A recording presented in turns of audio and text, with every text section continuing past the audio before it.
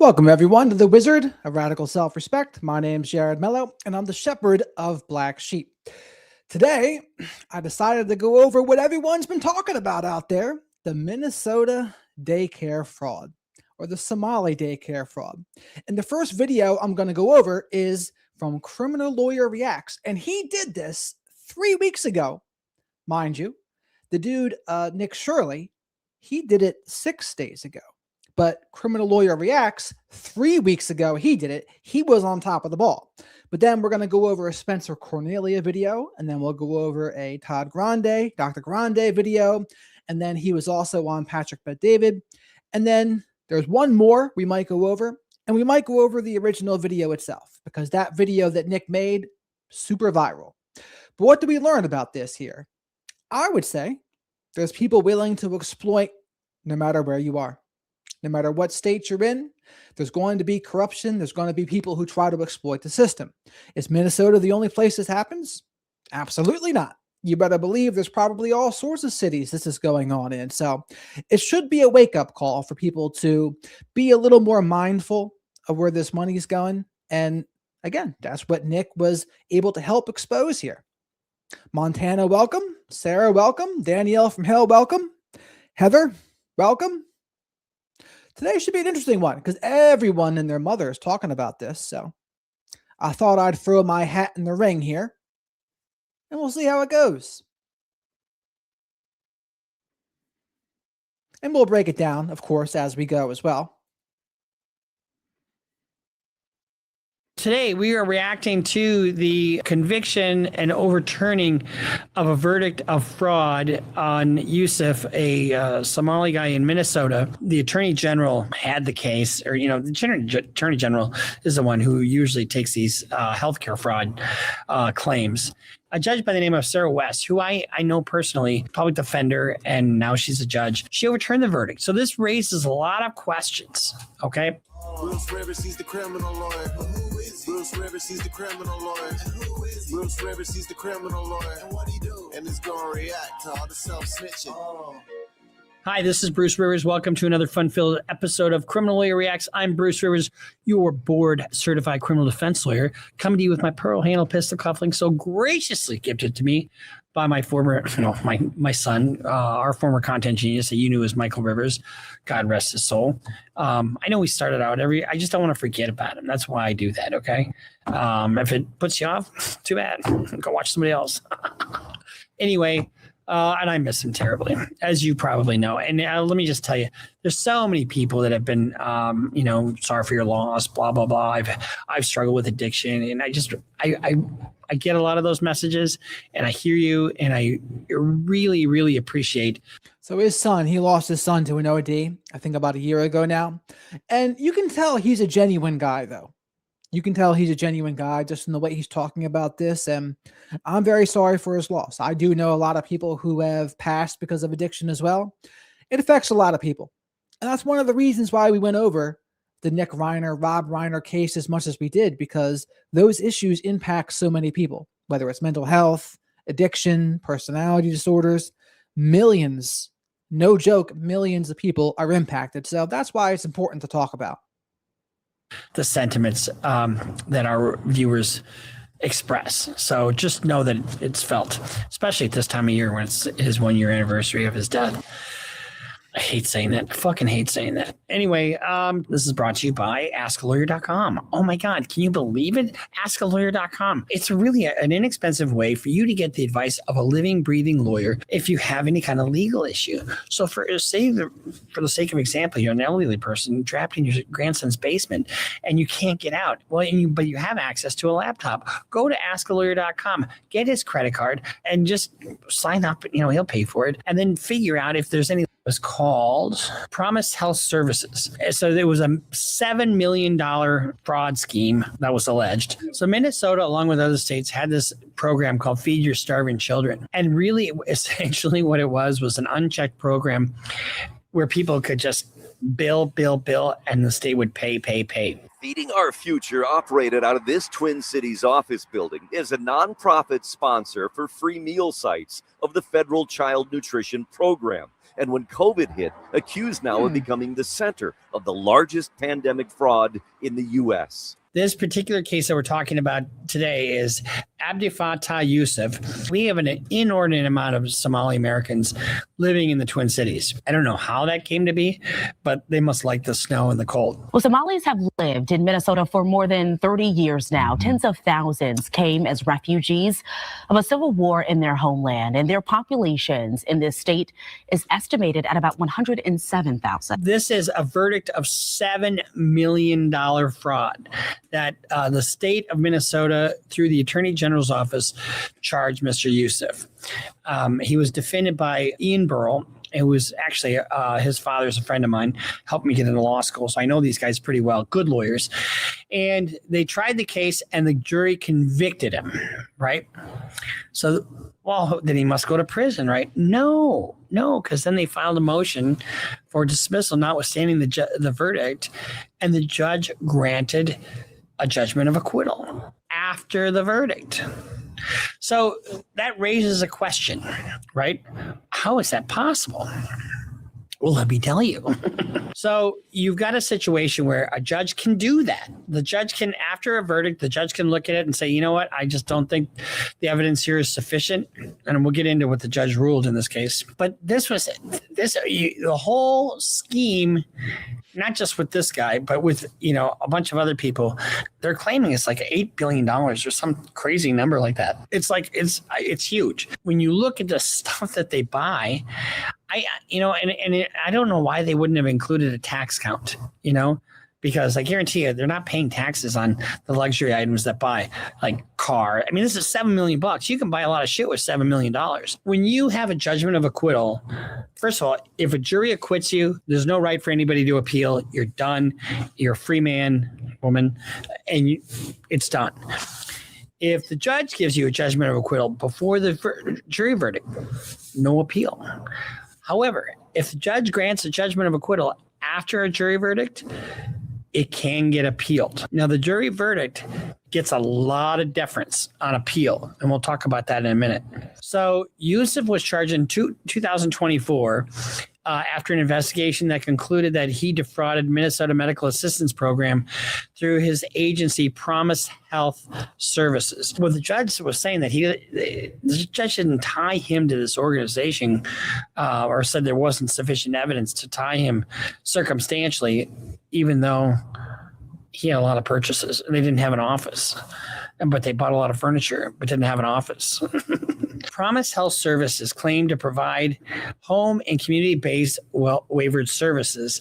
The company had no actual office and operated for years from a mailbox at Central Avenue address. Here's the thing. Why do you need to have an address? Why do you need to have an office address? I mean, you can do things out of your home. You're doing services in people's home. So I don't know that that's a big deal. According to the charges, Yusuf and several family members illegally obtained Medicaid fraud by billing services that were never provided, submitting bills supported by falsified or non-existent documentation. So again, what they did was they are requesting funds and then they're not even using the funds for what they said they're supposed to be using them for. They're supposed to be using them for kids and meals, etc. Meanwhile, where are all the kids? Now, there is some pushback against Nick's video. Some people said, well, he was going after hours, etc. And we're going to go over that. Don't worry. We're going to break this down from many different angles. And I posted this in the comments, but YouTube didn't like the comment for some reason. But, I mean, he was on Patrick Bet David. Dr. Grande did something. Spencer Cornelia did something. A guy named Destiny, I think he pushed back on it. We'll watch it all. Significant overbilling for services and offering kickbacks to clients to induce them to accept services from agencies. The Attorney General's office, through Keith Ellison, he was our representative. He was in Congress for a while. Now he's our Attorney General. They announced that 3 people had been charged with defrauding the Medicaid program out of $9 million. Yusuf was one of them, and his was $7 million. Investigators determined that the Promise sold more than $7 million during Yusuf's operation of the business. Evidence supplied by the Attorney General's office showed that Yusuf funneled over $1 million from their accounts, from the business accounts, into his personal bank accounts and withdrew more than $387,000 in cash. Well, he needed it. He needed it because he felt, a real empathy for strippers. I'm joking. Bruce with the chuckles. He's going to be the headlining act at the Chuckle Hut. I don't have any information about that. Despite the lack of physical office, Yusuf and his wife spent more than $22,000 at furniture stores. 22 grand, no, that's nothing. And spent more than $42,000 at a luxury auto dealerships and over $80,000 at high-end clothing retailers. $42,000 at a luxury auto dealerships? Doing what? Or did you... 42 grand, that's not that much money, actually. Yusuf was convicted on 6 counts of aiding and abetting theft by swindle involving more than $35,000. That's just the level of the crime. It was $7 million. But jurors also determined that several aggravating factors were present, allowing for a potential upward departure from the standard Minnesota sentencing guidelines. Stealing money meant for the poor people's health care, this is a quote from Ellison, and using it to buy luxury cars and designer clothes is as shameful and disgraceful as it gets, Ellison said. I am pleased that my office convicted Yusuf, and I am committed to recovering as much of that money he stole from taxpayers. And to reiterate, this video is a couple weeks before the Nich Shirley video, to be clear. One of the things I do know from a couple of these cases is that a lot of money went overseas. And I'll talk about that in a second. But the verdict was overturned by Sarah West. And this is what she says. While there was significant amount of investigation and work that put into the case against Mr. Yusuf, there was not enough from which to infer Mr. Yusuf's guilt. While the court is troubled with the manner in which the fraud was able to be perpetuated at promise, the state's evidence did not exclude other reasonable rational inferences that are inconsistent with Mr. Yusuf's guilt. That's a really tough standard to meet. And what it really means is there's other reasonable hypotheses that could go with innocence and that the jury didn't consider those. So now you're left with this. What are you left with? You're left with a situation where you have a jury that convicted, and now you have a judge overturning that verdict. That doesn't happen very often. So kudos to Mr. Burrell, to Ian Burrell. But what's going to happen here, really? Now, this is going to get overturned, in my opinion. I've seen this before, and it doesn't happen often, but, great weight and deference has to be made.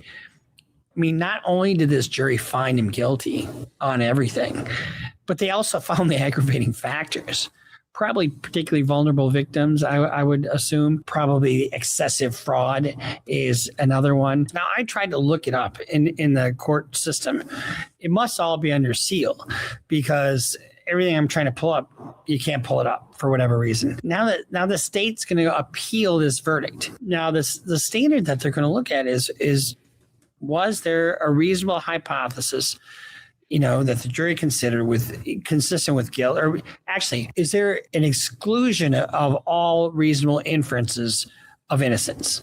That's really kind of the standard that they're going to look at here. My guess, in knowing our Supreme Court the way we do, is they're going to look at this, and I think they're going to say, now, I haven't looked at any of the evidence. I haven't read any of the transcripts, so this is just my off-the-cuff remark, okay? I could be 100% wrong. But my guess is that, the court is going to give great deference to the verdict.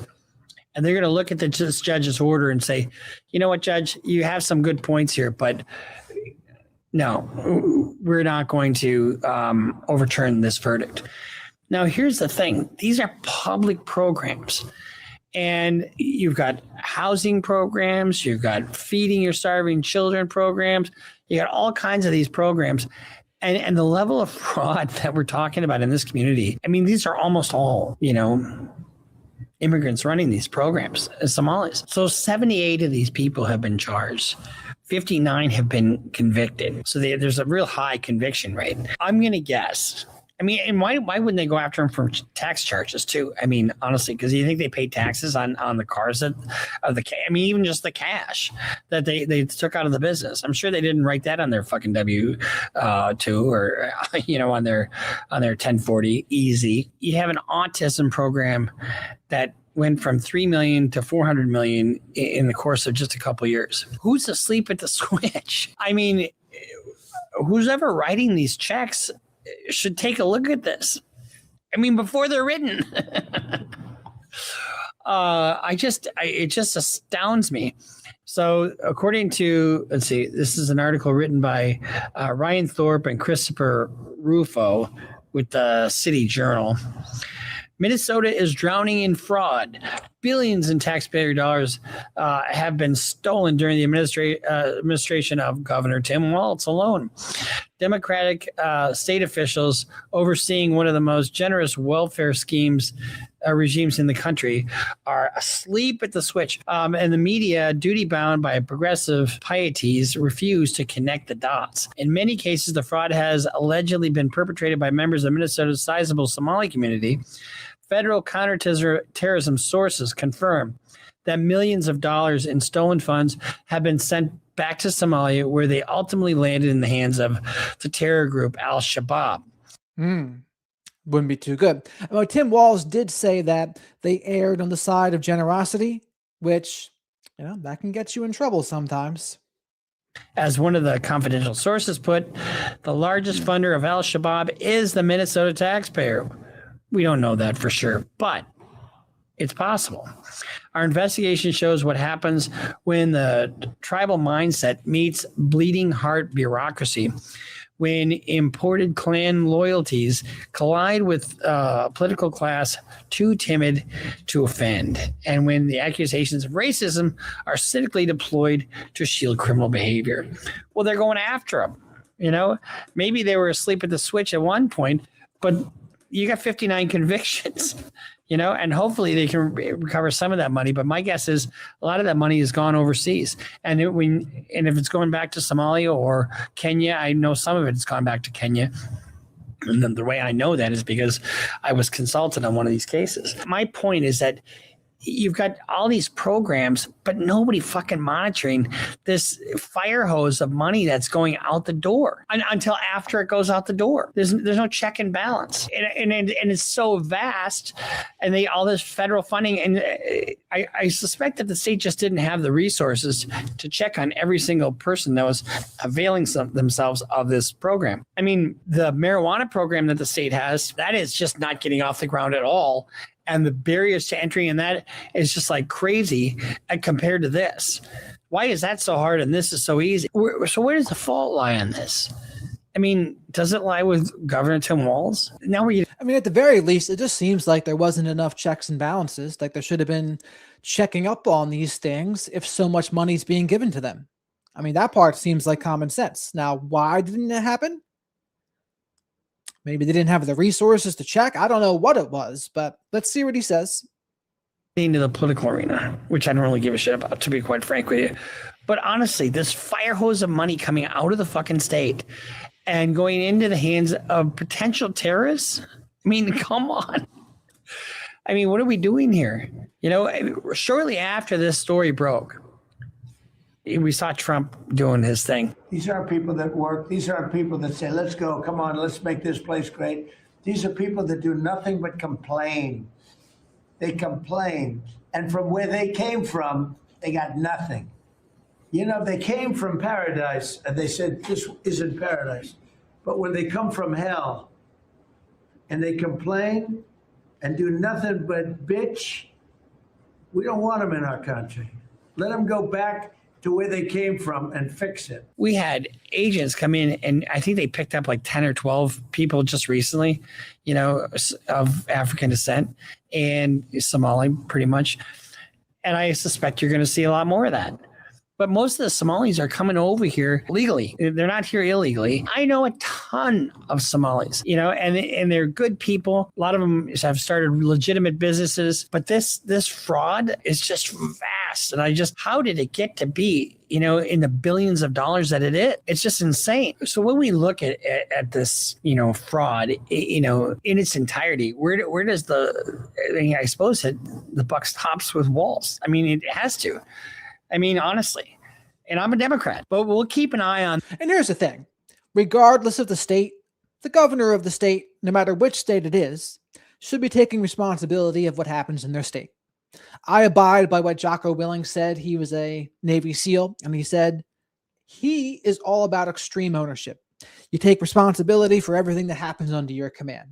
You take a little less than your fair share of the credit, and you take a little more than your fair share of the blame. The problem in politics is most people are allergic to doing that, and both sides are absolutely allergic to doing that. And it's just, oh no, we can't admit any wrongdoings, or we're going to give the other side ammunition. And it's one of the reasons why politics is so toxic. This case, and my guess is that this verdict that was overturned by the judge is going to get overturned by the Court of Appeals, because when you have a verdict that not only is on the substantive counts but also on the aggravating counts, and here's how it happens. So you have a trial, and then there's evidence that's presented during the trial, and then the jury has to decide also if there are aggravating factors. And not always, but it's called a Blakely jury. And so what the court does is, at the request of the prosecution, is submit a separate questionnaire to the jury after the verdict. Okay, now that you found this, answer these questions. And if the answer is an affirmative, they found aggravating factors. So if the jury finds aggravating factors, that gives the judge the option then to sentence above the guidelines. But instead, she threw it all out. It is a very tricky legal situation. But for right now, Mr. Yusuf is sitting pretty because he's acquitted. Now he's up on appeal. And I think his whole thing is under seal, which I think is also, because I tried to get access to the verdicts and the verdict forms, and I can't even get access to anything. And that's why I was trying to figure out what were the aggravating factors.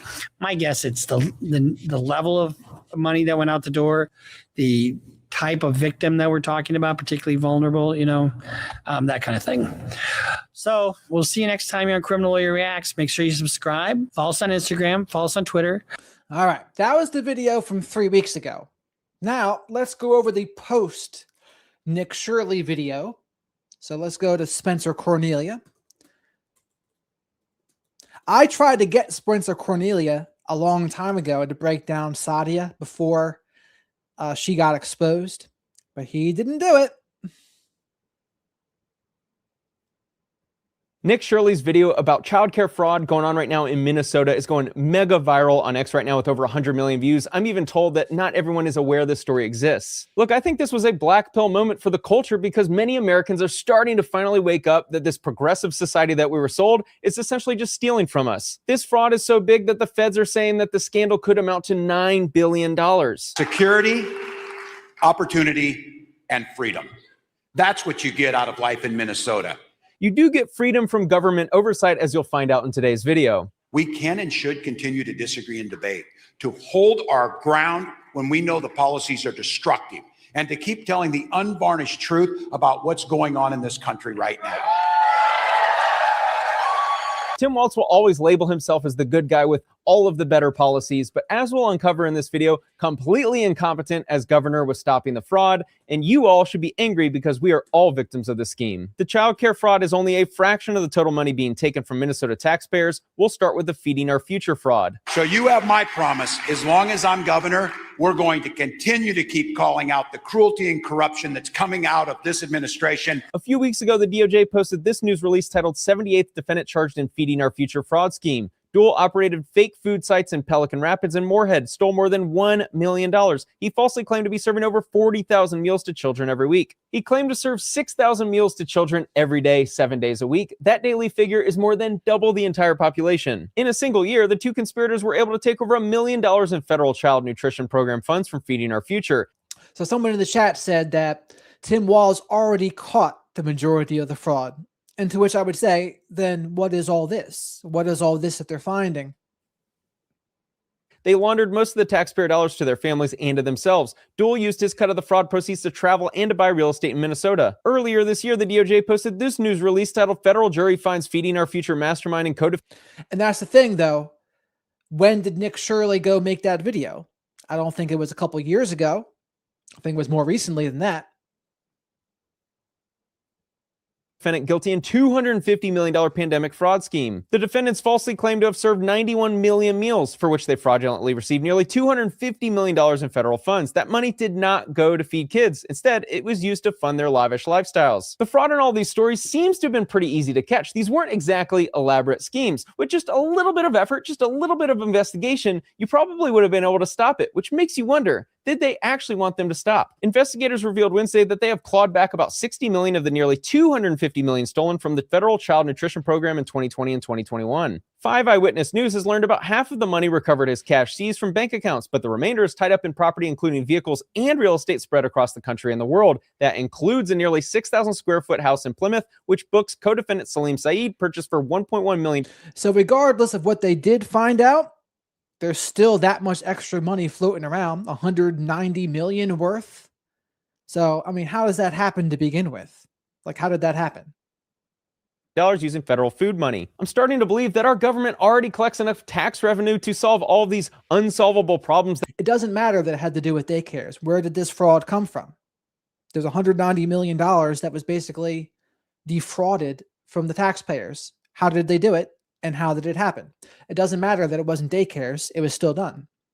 That we hear about every election cycle, but it's the fraud that seems to be stopping this progress. Just a couple months ago, the DOJ posted this news release titled First Defendant Charged in Autism Fraud Scheme. Hassan defrauded autism program of $14 million, carried out Feeding Our Future fraud, bought real estate in Kenya with taxpayer money. To make the story even worse, it seems like going to your local Costco to finish grocery shopping is more difficult than setting up these multi-million-dollar schemes. Hassan formed and registered Smart Therapy LLC to provide necessary one-on-one ABA therapy to children with autism. The people that were hired by this government-funded company weren't exactly qualified. These behavioral technicians were often 18 or 19-year-old relatives with no formal education beyond high school and no training or certifications related to the... Yeah, and so how does this happen? And as someone who's on the spectrum myself, this part actually stands out to me as well. Like, it doesn't seem like there was good oversight.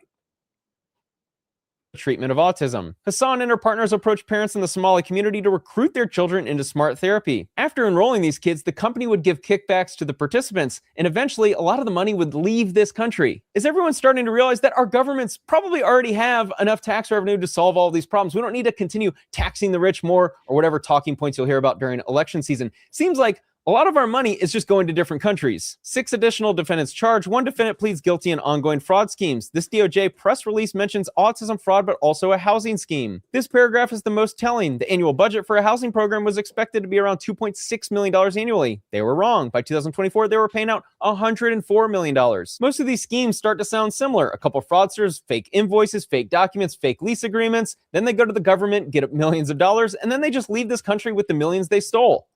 Any amount of fraud is too much. That's why over the last several years, we've made many systematic changes to state government to both detect fraud and hold those accountable after it happens.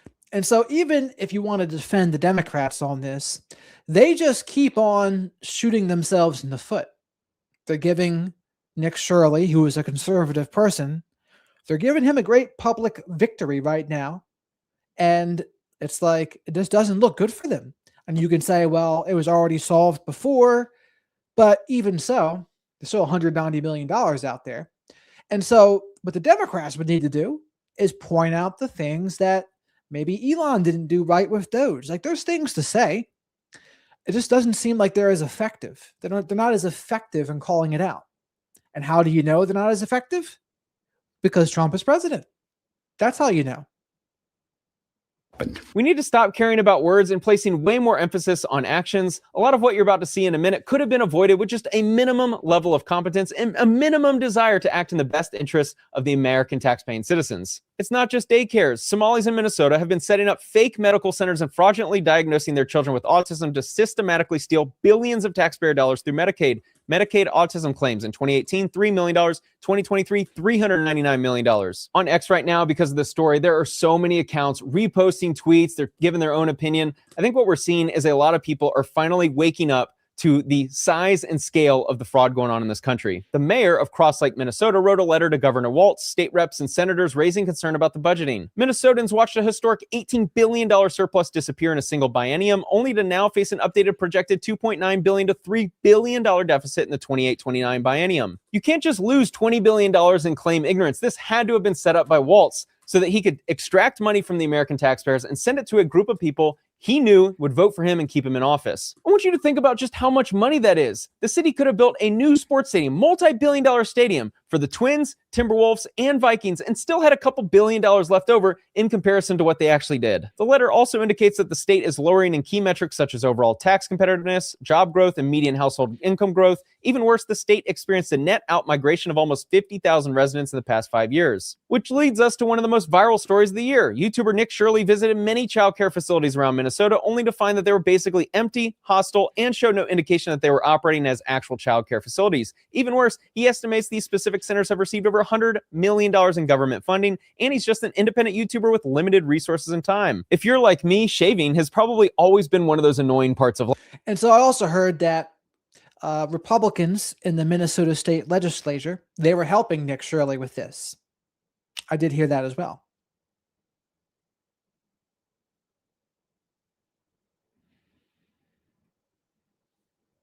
Going mega viral on X right now with over 100 million views. There's big accounts, the vice president retweeting, quote tweeting, a bunch of people giving their opinion. I think a big reason why the story is going so viral is it's hit people deep. Like, we've heard about fraud in the government, but this was an example. This was bubbling up. This was an example of getting to actually see it live in person on camera. We have a visual to the level of fraud. And the biggest aspect of all this is there was clearly zero oversight from the government. All it took was just walking up to these childcare centers, checking the phone numbers to see if they actually worked. Nothing, nada. There was no due diligence on any government agency to check that these were actually childcare centers. Hundreds of millions of dollars, poof, gone. The ultimate clip within his video is of a learning center that didn't even have learning spelled correctly. Over the last few years, Americans have obviously been fed up with rising costs, rising inflation, inability to buy a home, student loan debt, all these issues.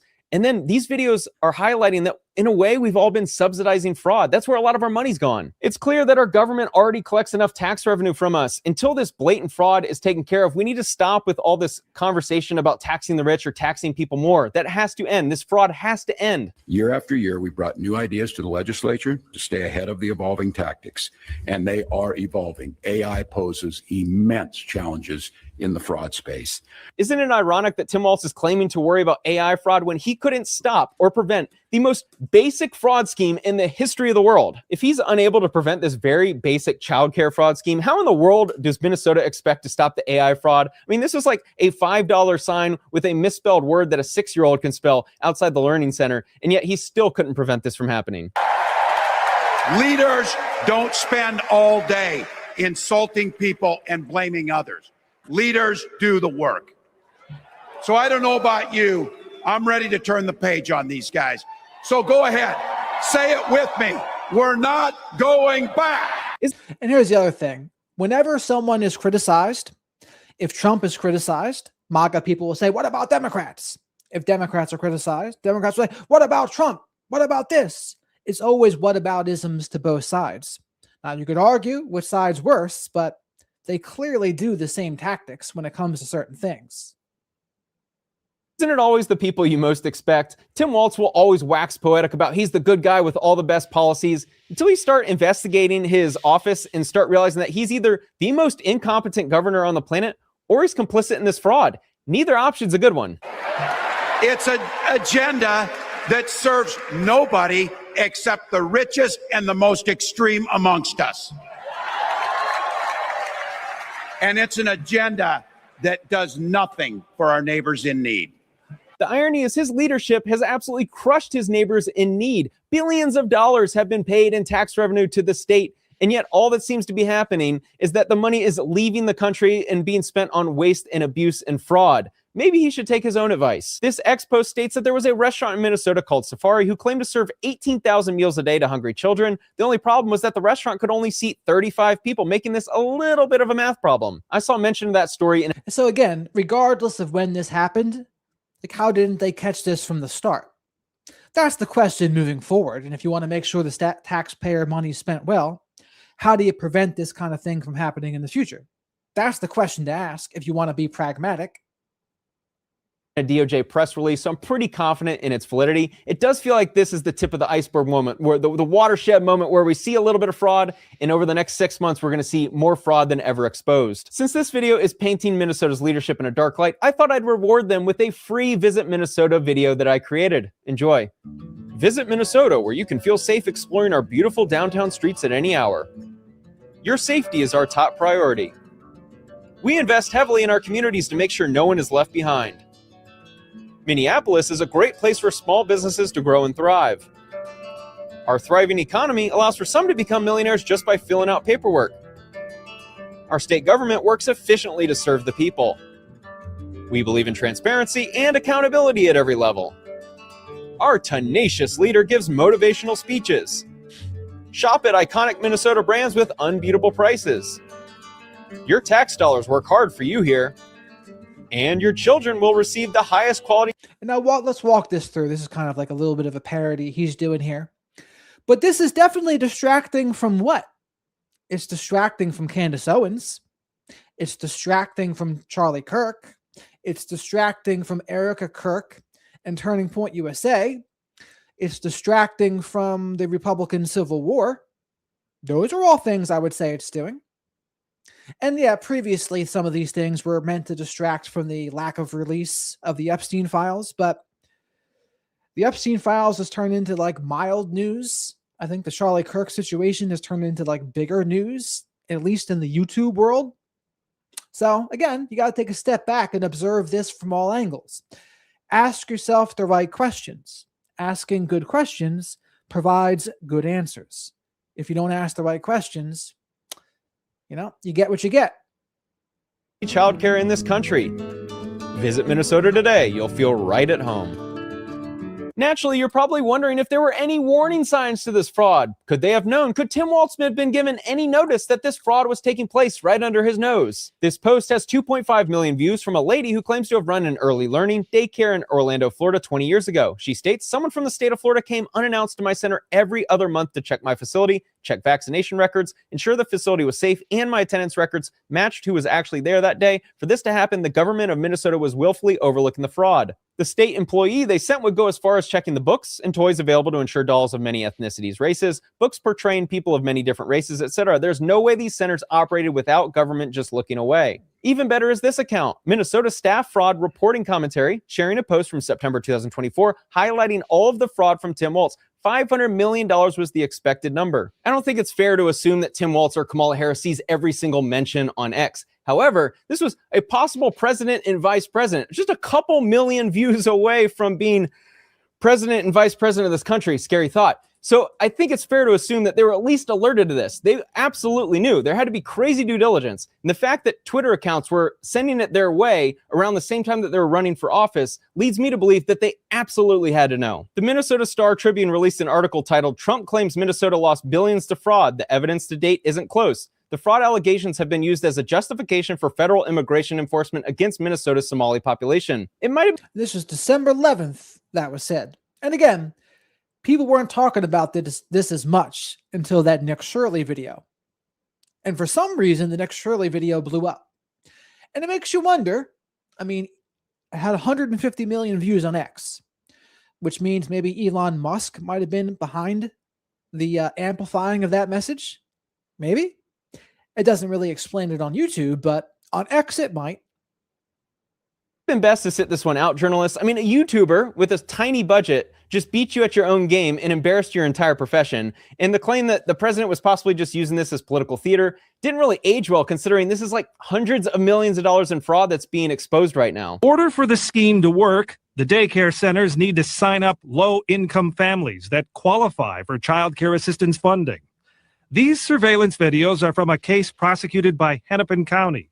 They show parents checking their kids into a center only to leave with them a few minutes later.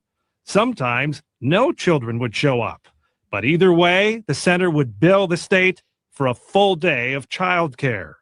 This video from that same case shows a man handing out envelopes of what are believed to be kickback payments to parents who are in on the fraud. This article posted in May 2018 highlights how millions of dollars in cash fly out of Minneapolis' airport MSP. This fraud is suspected of costing Minnesota taxpayers as much as $100 million a year. 10 years ago, they were reporting on the connection between daycare fraud.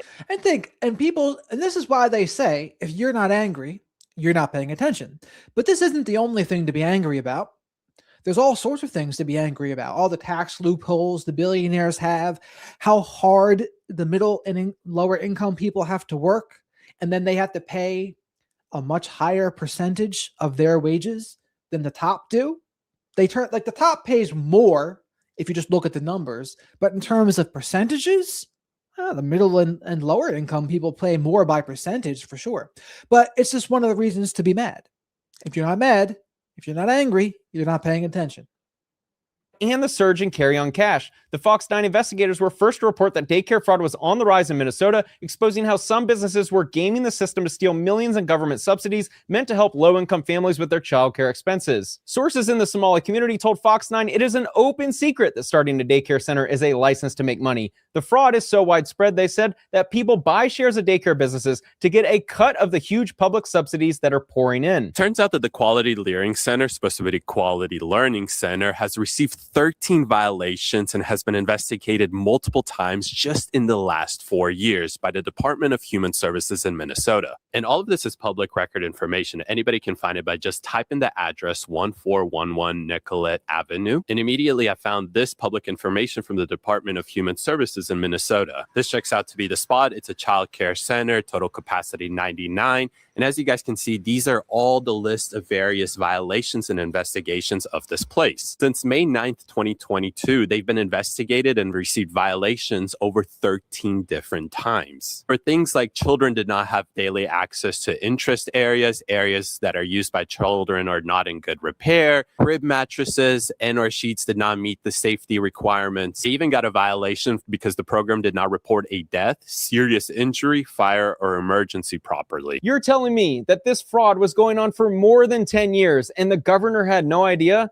Yet now, all of a sudden, on X, we're seeing many mentions of stories that were public on the news and being shared with the governor that they should know about all this fraud, hundreds of millions of dollars. How does this go undetected? The infamous Quality Learning Center at 1411 Nicollet had already been raided by the FBI in 2015. It was called Salama Child Care Center at the time. They, the scamming Somalis, simply obtained another license by making up a new name at the same address. The FBI has been investigating that location for 10 years. I really want to see a documentary on the first Somalian to come over to America and figure out how easy it is to defraud this government, almost like a fraudster Christopher Columbus. I imagine they thought that they would need some elaborate scheme in order to generate millions of dollars in fraud dollars, only to find out that it was really simple. You know, that person then went and told all of their friends back home, and it would just be fascinating to see all these people realize how stupid Americans are, how dumb our government is, and how probably strategic that person was to figure out, like, I'm going to go to a place where they're going to treat me really nice, have liberal values, and allow me to do this without any oversight. All of a sudden, there was a boom,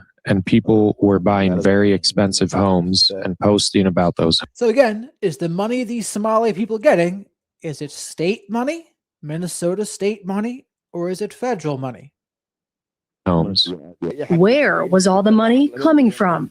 Everybody knew, but nobody had the courage to speak about it because they understood the repercussions. So I decided to speak out. Afraid of repercussions for speaking out in the Twin Cities, Abdi went on a trip to Africa early this year. When he got there, he says he was attacked and pepper sprayed for information he put online regarding feeding our future. At this point, it's almost impossible to defend Tim Waltz. He had to have been receiving information, the whistleblowers, all of this intel.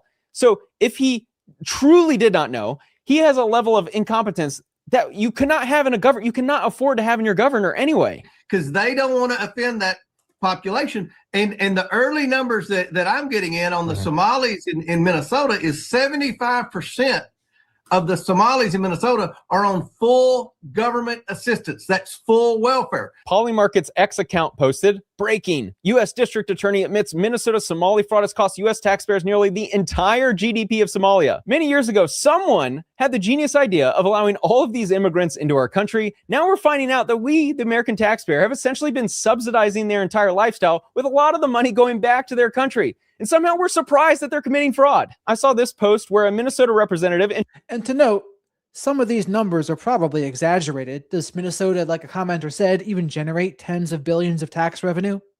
Probably not. Because Minnesota doesn't have like a booming economy. Now, New York, New Jersey, Connecticut, California, Texas, that would maybe be different. Introduced the Waltz Act to crack down on fraud in government programs and ensure what happened in Minnesota never happens anywhere else in America. My hope is that blockchain technology advances to the point where all of this will be on the blockchain and we can have complete transparency about where all the money is going. But still, I found this funny. I wanted to share it with you because how funny would it be if his legacy is his name attached to an act for committing fraud? We've got a golden rule. Mind your own damn business. Today, I informed Governor Tim Walz that... And this is a good example there. Minding your own business can be a very good thing. Is it a golden rule? Sometimes, but minding your own business can also enable abuse to continue. It really depends on the situation. So, for example, Nazi Germany loved people that minded their own business, and people that minded their own business enabled abuse to continue. So you really have to pick and choose which principle applies in which situation, because silence, or AKA minding your own business, can allow more BS to happen. So it just depends. It depends on the circumstance. So as a golden rule, I don't really like that. I don't really like that golden rule, Timothy.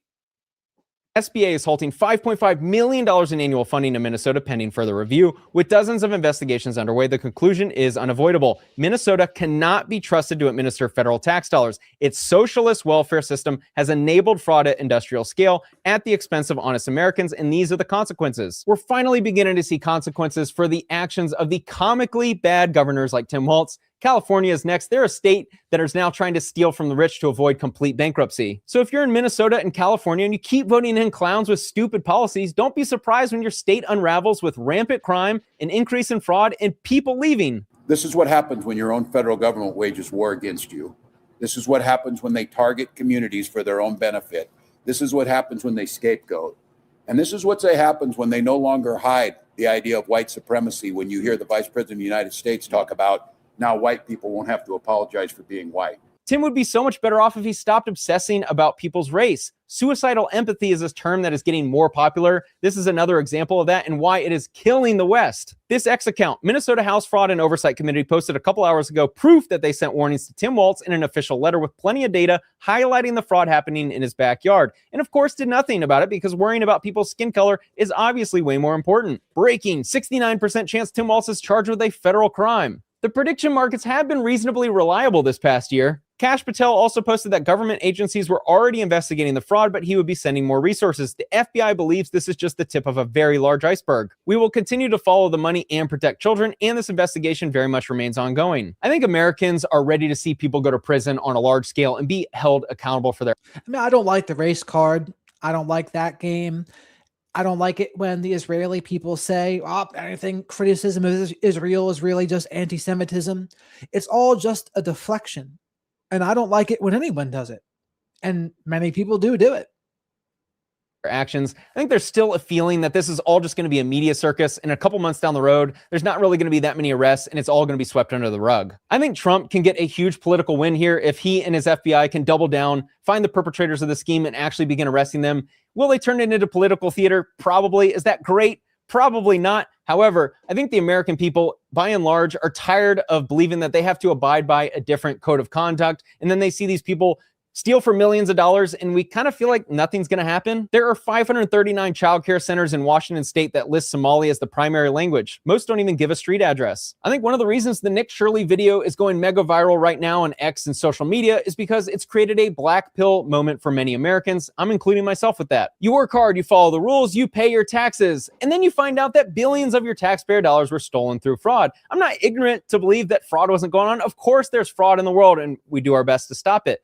But then when you find out that it was really this easy, I mean, Nich Shirley just walked up to the daycare centers and found out just the most simple of due diligence could have stopped this. It's kind of disheartening, isn't it? That you feel like there's certain people in this country that abide by a different code of conduct. And are you confident that anything's going to happen? Are you confident that people are going to be arrested? And I also think many of us are starting to see this type of theater for what it is. This video is absolutely embarrassing. It's like watching a white guy throw on blackface on video to make themselves appear relatable to the black community. And she so clearly is under the control of the woman next to her. For those who haven't seen this, the woman in the middle is a lieutenant governor in Minnesota wearing this hijab to stand in solidarity with the Somalis. Do you really think someone who would stoop this low would actually deliver punishment for fraud? And that's why we have this fraud issue. This is a picture of the CEO and publisher of the Minnesota Star Tribune with the Tim Waltz sign. Maybe that's why they haven't reported on this story much, but I actually don't think it matters much. I mean, the CEO and publisher not wanting to expose an ally or a friend or the guy he voted for is up to him. It's his newspaper. He's not beholden to any specifics on what he has to report on. The benefit of all this, and the reason why I think this is actually a major positive, is that a YouTuber was able to go out and expose, and he has all the distribution. There's no one gatekeeping a YouTuber. Thank you so much, 2Thrive. Suicidal empathy happens in a lot of narc dynamics. Yes, it does. Yes, it does. Good pull there by you, 2Thrive. Thank you again. From reporting on this and getting even more distribution than the Minnesota Star Tribune would have. We should all be happy that we live in a time where a YouTuber with a very minimal budget can replace mainstream media. He can be independent and get the same distribution that many mainstream media companies had many decades prior. I mean, the Vice President of the United States of America reposted this story on his Twitter. Fraud happened.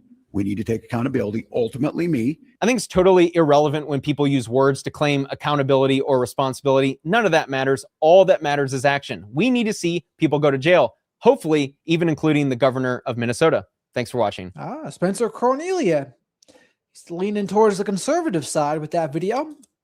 As far as I knew, I thought he was a little more neutral, but maybe not anymore.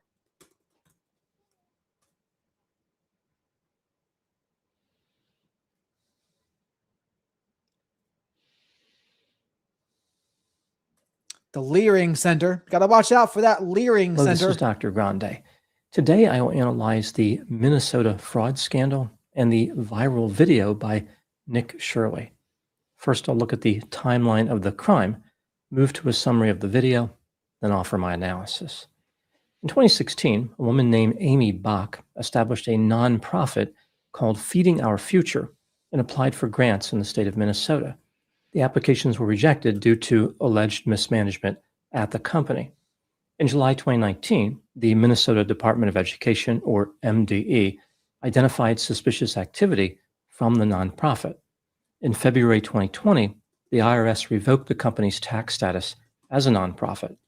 When the COVID-19 pandemic hit, the company once again applied for grants, looking for money to provide meals to school children. The MDE did not provide responses about the grants, which led to Feeding Our Children filing a lawsuit against the state of Minnesota in November 2020. The company argued that it was being discriminated against because of race, national origin, color, and religion. The MDE gave the organization grants for a substantial amount of money. Feeding Our Children claimed they used the money to operate hundreds of locations. Despite awarding the grant money, the MDE was still suspicious and reported signs of fraud to the FBI. An investigation by the FBI revealed that Feeding Our Children was a fraud. For instance, they conducted surveillance at one meal site that was supposedly serving 6,000 meals a day and only observed an average of 40 visitors a day. Either there was fraud or those kids were eating way too much.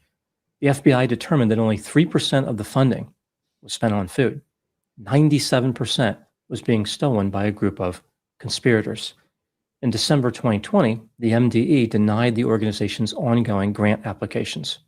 In response, the company filed a lawsuit. Eventually, the MDE was held in contempt of court for processing grant applications too slowly and had to pay a fine of $47,500 to Feeding Our Future. In January 2022, the FBI raided several of the organization's meal sites. The company went out of business not long after this. In September 2022, 47 former employees and contractors were charged by the federal government in what was the country's largest COVID-19 fraud scheme. Later, additional individuals were charged, bringing the total to 78. The majority of the alleged offenders were members of Minnesota's Somali community. By October 2025, 57 of those indicted in the scam had been convicted, including Amy Bach. The fraud cost taxpayers $250 million. Only $60 million has been recovered. The Feeding Our Future scandal led to additional investigations into other state-run programs, including child care, home health care, therapy for children with autism spectrum disorder, and emergency housing. On December 18, 2025, 6 people were indicted for defrauding public assistance programs. 2 of those individuals allegedly traveled to the state of Minnesota for that express purpose, which supports the idea that the state is popular for fraud tourism. Now moving to a summary of the viral video. Fraud tourism. Now that's a new term. By Nich Shirley. On December 26, 2025, a self-styled independent journalist named Nich Shirley released a video on YouTube and X titled, "I Investigated Minnesota's billion-dollar fraud scandal." Nich is known for posting conservative content. He has several videos about crimes committed by immigrants. Nich teamed up with a mysterious man known only as David. And here's the other thing. So if the sign company misspells the word learning on the sign, that's one thing. But then it's another thing to actually put up the sign that has a spelling error. So you see that and you say, oh, by the way, screw you. You spelled the sign wrong. Return to sender. Fix this. Then we'll put it up. You don't put up a sign with a spelling error, no matter who it is. No matter what business it is. You don't want to do that. Who claimed to have researched alleged fraud in Minnesota. David indicated that there were child care centers in Minneapolis that received government funding through the state's child care assistance program. He had printouts that were supposedly from a government website indicating these centers had received at least $27 million. Then you don't open your daycare until you get it right. Like, don't be stupid. Since 2020, David had driven by these centers many times, but had never seen any children, which seemed unusual for businesses receiving funding. It was careless of them to not get the sign right before they opened business. That's careless. There's no excuses for it. Based on providing childcare. Nich and David visited several childcare centers in Minneapolis. The date that the visits took place was not specified. Nich only said that it was midday on a weekday. Some of the centers the men visited were closed. It was dark inside and the windows were blacked out. Others were occupied by people who didn't seem too happy to see Nich and were not forthcoming when he asked questions like, "Where are the children?" Throughout his entire journey, Nich only mentioned seeing one child. When Nich asked employees at the centers if he could enroll his child, they responded by saying things like, "No, I don't know," or "Why?" I think it's safe to say that none of those workers were going to win the Salesperson of the Month award. One woman, Dr. Grande, we're going to give him a opening act at the Chuckle Hut with his dry humor. told Nich that she was afraid of him based on his color. The police escorted Nich out of one building after receiving reports that he was harassing people. No evidence supporting that claim was featured in the video. It appeared as though Nich was simply asking questions about the businesses, not harassing anyone. One of the child care centers that Nich and David visited was called the Quality Learning Center. The sign on the building read Quality Leering Center. So a place that was supposed to promote learning did not know how to spell that word. The misspelling makes me think that the adjective quality is far from appropriate there. The manager of that center later spoke to the media. He said his parents owned the facility. He claimed that when Nick's video was recorded, the business was scheduled to be closed. The sign on the door indicated that the operating hours were from 2 p.m. to 10 p.m. The manager said, "There's no fraud going on whatsoever." Nick's video became extremely popular. For example, on the platform X, it has been viewed over 100 million times. It caused a firestorm of concern about the alleged fraud and the impact on taxpayers. Not surprisingly, many people have used it to reinforce criticism about Democrats in Minnesota, believing that their policies allowed the state to become the fraud capital of the United States. Other people have pushed back on that characterization, claiming that the Minnesota Democrats are doing the best they can to eliminate fraud. As I mentioned, before Nich released his video, there were already active investigations into various child care centers in Minnesota. The investigations have been going on since 2024. The FBI said that resources had already surged prior to the public conversation escalating online. The Department of Homeland Security is going door to door at suspected fraud sites. Nich's video only added fuel to the fire and led to a renewed interest in the ongoing investigations. People want to know the status of these investigations and if any of the child care centers featured in Nich's video have been targeted. And again, all that Nich's video did was bring attention to something that was already happening. It just shined a major spotlight on it. So now more people know, and it's the biggest news story the last week all over YouTube. But that being said, a lot of this stuff was already going down, which makes you wonder, okay, who's orchestrated it? What are they trying to distract people from? Are they trying to just get people to notice more fraud? Like, what is it? It could be any number of things, right? I believe there's all sorts of political theater, and we'll have to see. But like I said earlier, what are people not focusing on now? Not as much Candace Owens right now. Not as much Erica Kirk and Turning Point right now. That was 10 days ago news. But this is the present news. Minnesota Department of Human Services said that each child care center visited by Nich Shirley had been visited at least once in the last 6 months as part of the typical licensing process. A spokesperson for the governor said that 2 of the centers featured in the video were closed, but later the Minnesota Department of Children, Youth, and Families clarified that one of those 2 centers, Quality Learning Center, better known as Quality Learning Center, ultimately decided to remain open. At the time I'm making this video, the FBI and DHS continue to investigate alleged fraud in Minnesota. Now moving to my analysis. Here are my thoughts on a few areas that stood out to me in this case. Item number 1. There have been strong reactions to the video posted by Nich Shirley. Some people believe that Nich exposed fraudulent behavior that politicians in Minnesota have been ignoring. Immediate action is required to catch these alleged fraudsters. Other people believe that Nich left out too many details from his video to qualify his work as journalism. For example, what exact time of day did he visit the Quality Learning Center, which had posted hours of 2 p.m. to 10 p.m.? I don't know if Nich uncovered massive fraud or not, but I do believe he encountered a lot of suspicious behavior that is hard to explain outside of fraud. For example, why was he rejected every time he asked to enroll a child? Was it because these businesses were collecting money from the state without actually providing services?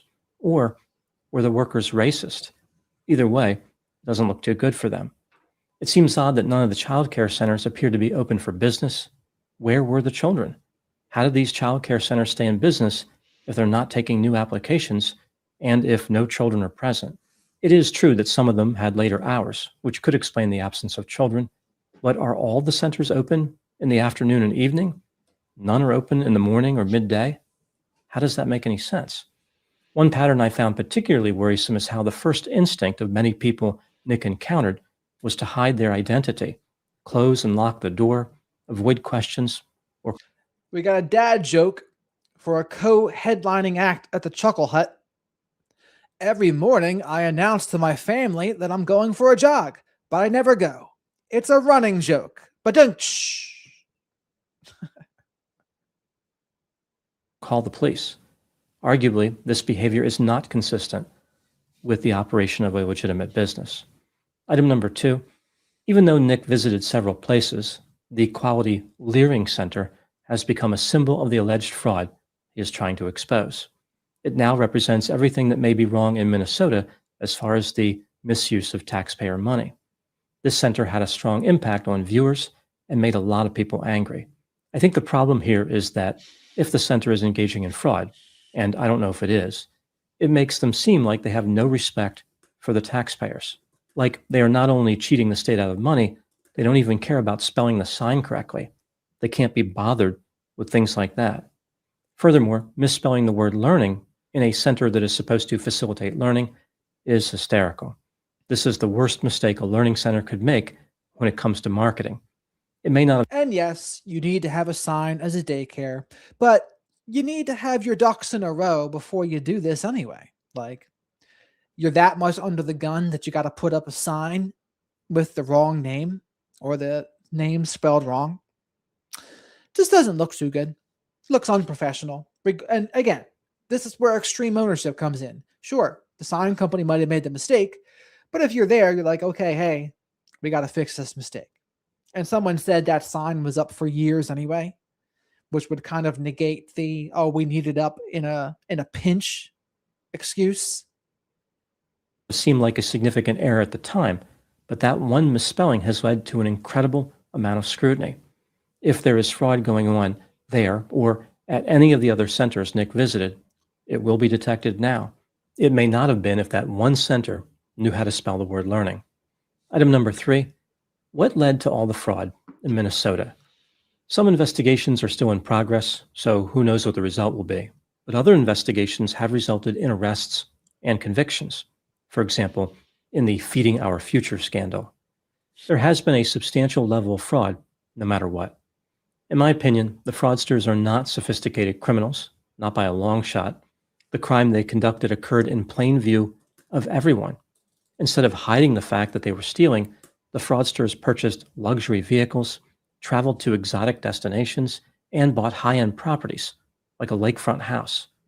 I think what happened here is that the fraudsters took advantage of incompetent and fearful state regulators.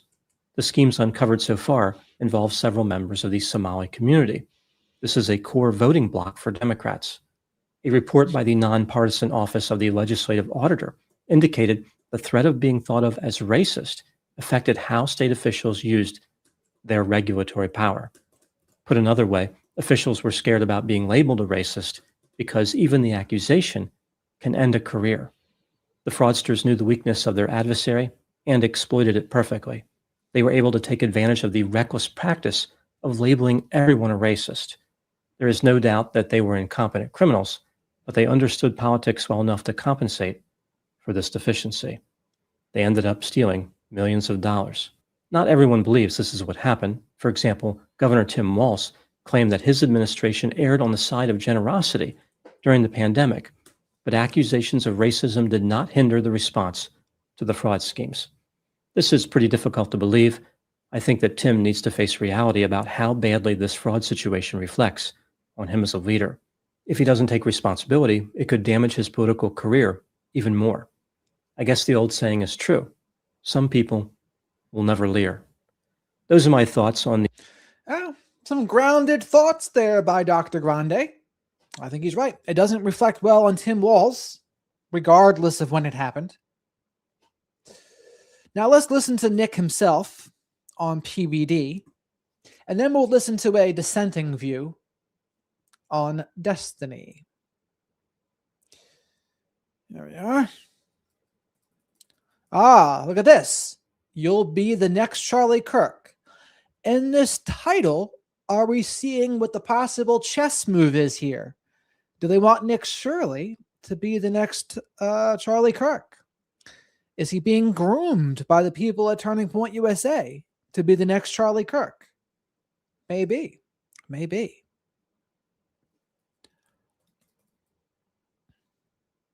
Which one to listen to?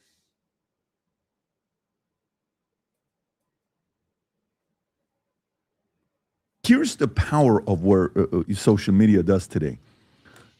23 years old, you go and find out for yourself. You're not waiting on ABC, CNN, CBS, any of these guys. You go ask questions. After asking questions yesterday, I believe was it HHS, Rob, that came out yesterday?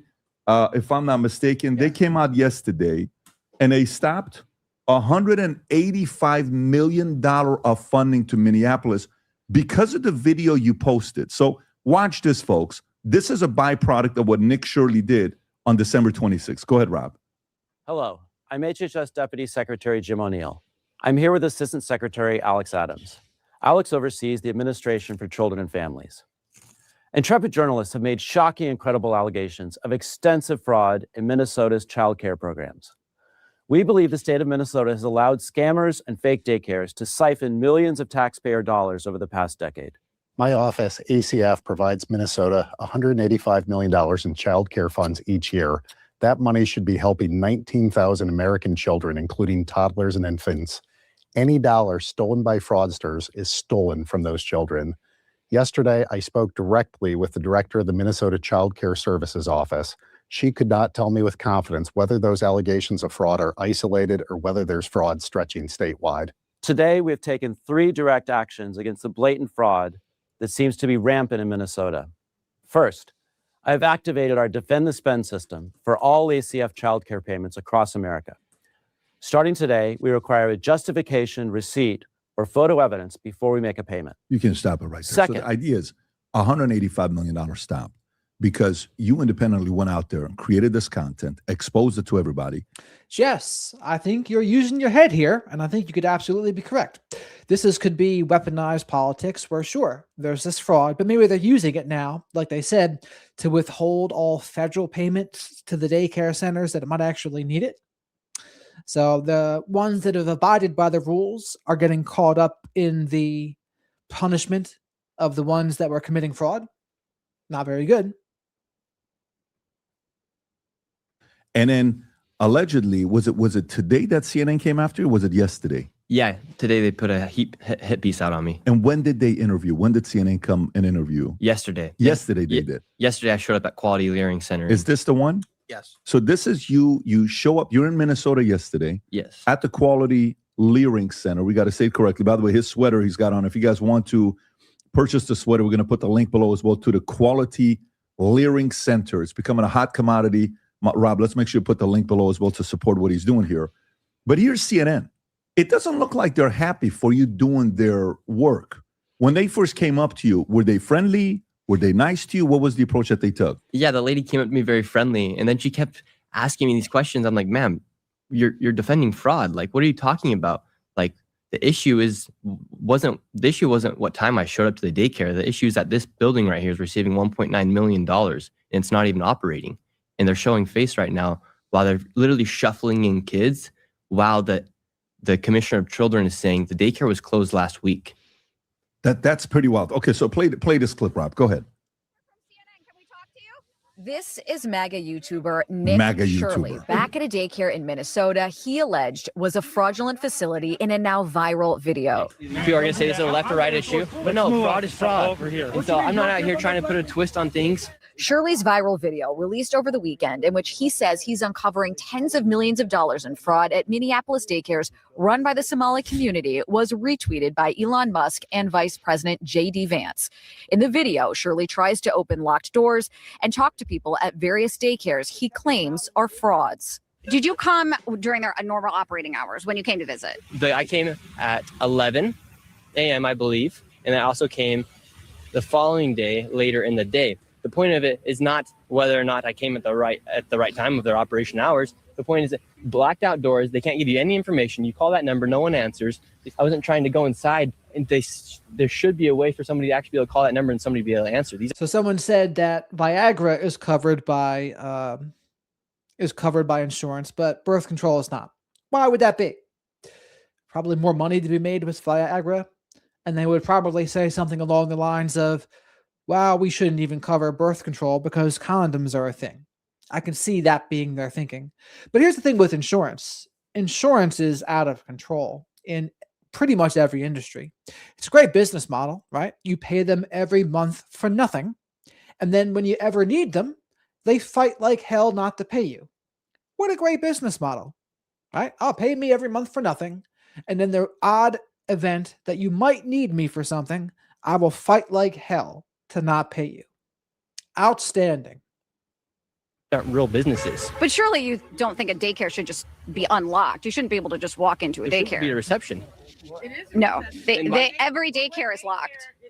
Their doors are locked. And so, okay, you bring up a fair point. Then why can't they actually give me information how to enroll a child? Federal law enforcement has been investigating fraud in Minnesota for several years.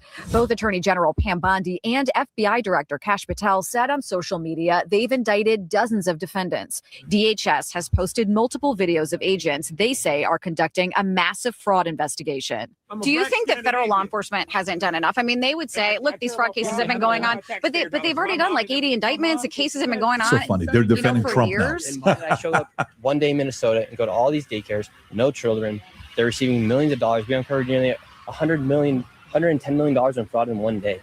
How do you know that all the allegations that you're making are true? How do I know that they're true? Well, we showed you guys what was happening, and then you guys can go ahead and make your own analysis. We're coming so we can make our own Very analysis. fair. Are you 100% sure you're So this guy, someone said in the comments, why isn't he doing normal kid things? And he's like, well, he's making some shekels on YouTube and X, and he's probably trying to be a conservative influencer moving forward. That's probably his plan. He's got dollar signs in his eyeballs and fame and fortune. true? Yeah, I am 100% sure I'm true. CNN is looking into Shirley's claims. Hi, my name's Whitney Wild. I'm a correspondent for CNN. We reached out to several of the daycares featured in the now viral video. Only one daycare facility answered and said they are She's a legitimate validating your point. business. Have you seen the videos, purporting that some of these daycares don't have kids inside? Minnesota Republicans say despite the new focus from the Trump administration, they have been sounding the alarm on fraud for years.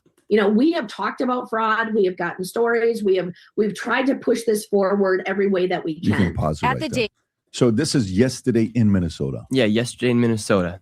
Wow. And you went back to Minnesota because you just told me that you're working on a part 2 yourself. Yeah, because there's a lot more fraud. How much more did you find? Oh, we found a lot more businesses that don't exist.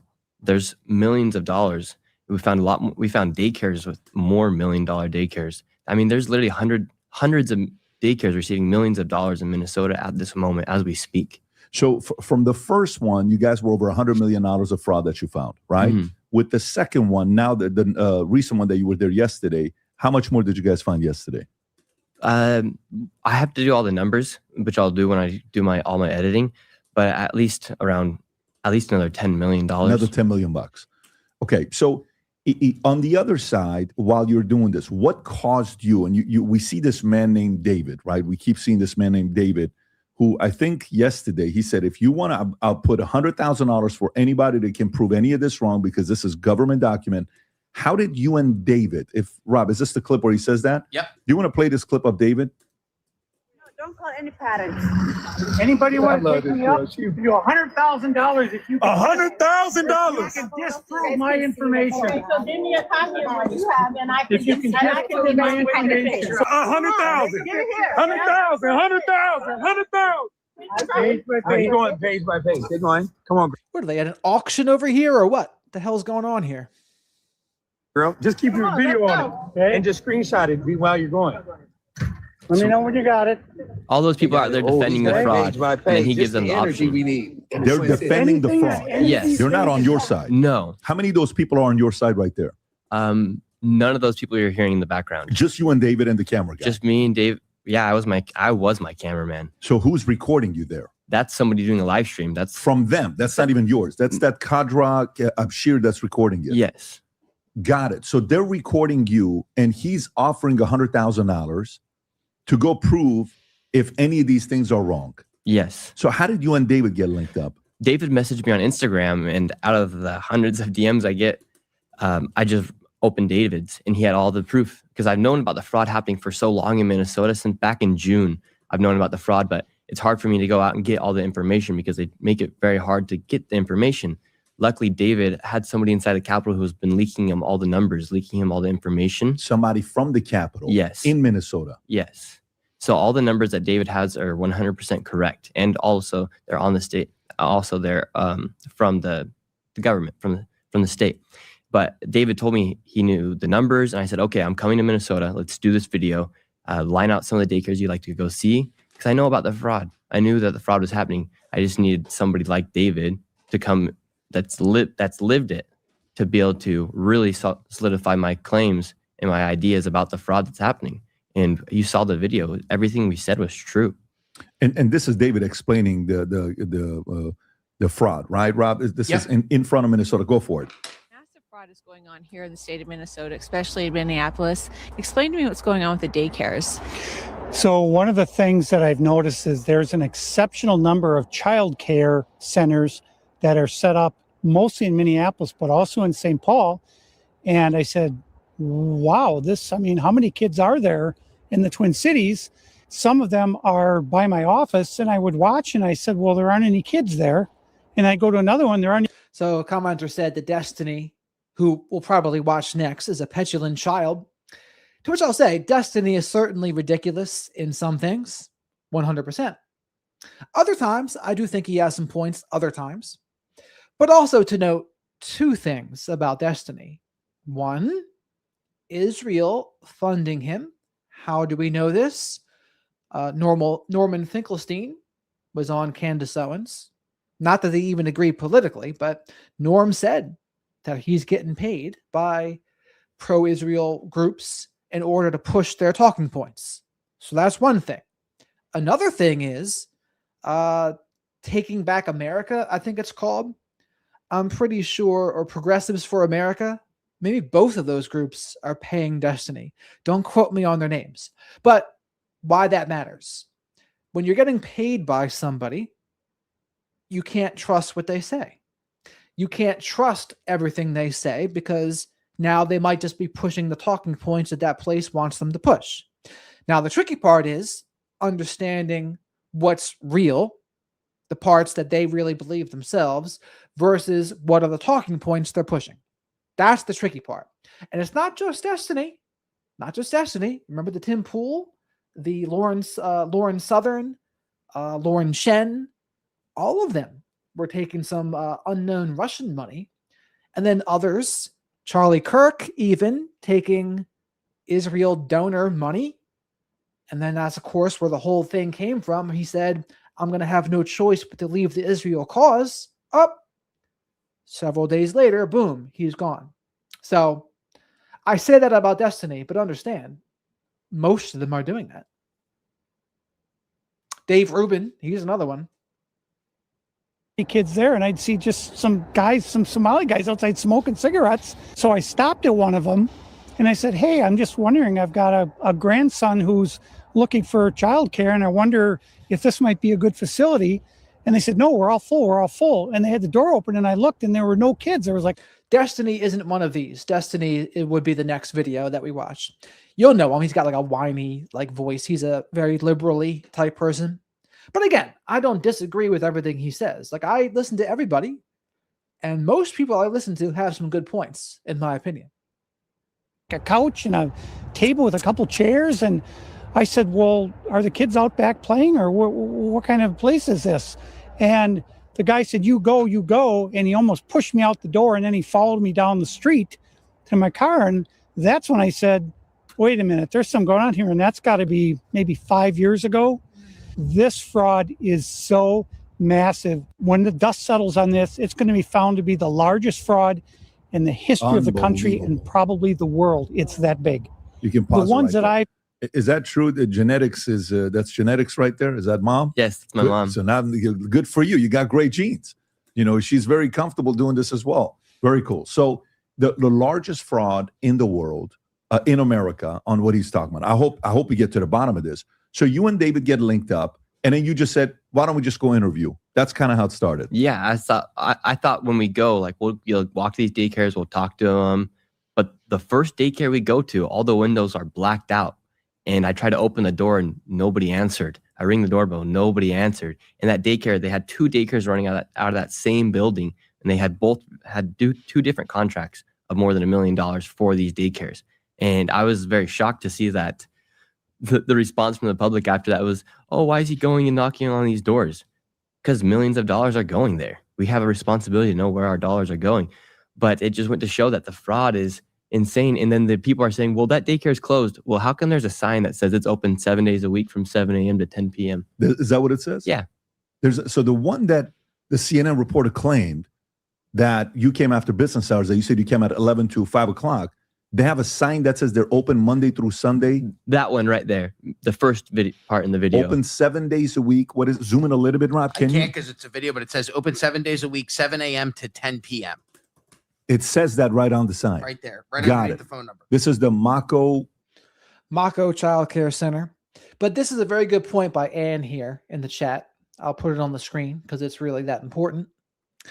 We are only brainwashed if we don't get involved and believe what we hear from one side or one source. Correct. That's why it's very important to listen to everyone, because most people are pushing a narrative, and they will do this by focusing on certain parts of the story, telling lies of omission. So you got to hear everyone to get to the whole truth. I'm a firm believer in that. What is it called? Mako Child Care Center? Yeah. Is that another misspelled Mako, or is that really the name? I don't know, but what's funny about that is there's actually 2 childcare companies inside that same building, but they're not showing the second one. And so they have 2 childcare businesses operating that same Within room. the same place? Yes. And how much money are they getting? This one together over the past few years, they have it right there. But 1.6 combined, million? they received over $5 million. Stop it. Just that one building alone. And so what is the business model? Somebody just stays there all day, no kids, and they just take the cash? Yeah, that's why all the windows are all boarded up, or why they're all blacked out. Now, let me ask you, Nick, there was a video from 2019. Is it 2019, 2020? You know, the video where parents would come, drop off the kids, and then take the kids out a minute later, not even drop them off, come in, register, then they leave. You know which video I'm talking about, Rob? Yep. And allegedly, they were getting paid. That's the one right there. What year is that video from? It says 2015, March 31st of 2015. This is from 15. Yes. That they've been doing this. So this is a surveillance. Maybe you can narrate to the audience what's going on here. Yeah, so basically what they're doing inside these daycares, I don't doubt that there's 1 or 2 or a few children inside these daycares. It'd be very stupid to be receiving millions of dollars and not bring at least a few kids to daycare every day, right? But what they're doing here is they're bringing in children, and then they're then just leaving after a few minutes of being inside the daycare. And I don't know if this is the same video where it shows the guy giving the cash to the ladies working. Do you have the audio on there? So there is one that says they're showing that. Oh, there it is. From that same case, He's handing the shows a cash. man handing out envelopes of what are believed to be kickback payments to parents who are in on the fraud. Where was the money going? I don't know exactly where it went, but it. Order for the scheme to work, the daycare center. You got to be kidding me. So I'll come in, I register my kids. You're able to write them off to make money off them. You send that to the Minnesota government. Hey, I have this many kids. Then they get paid. Then they come and give a kickback to the parents. Yes.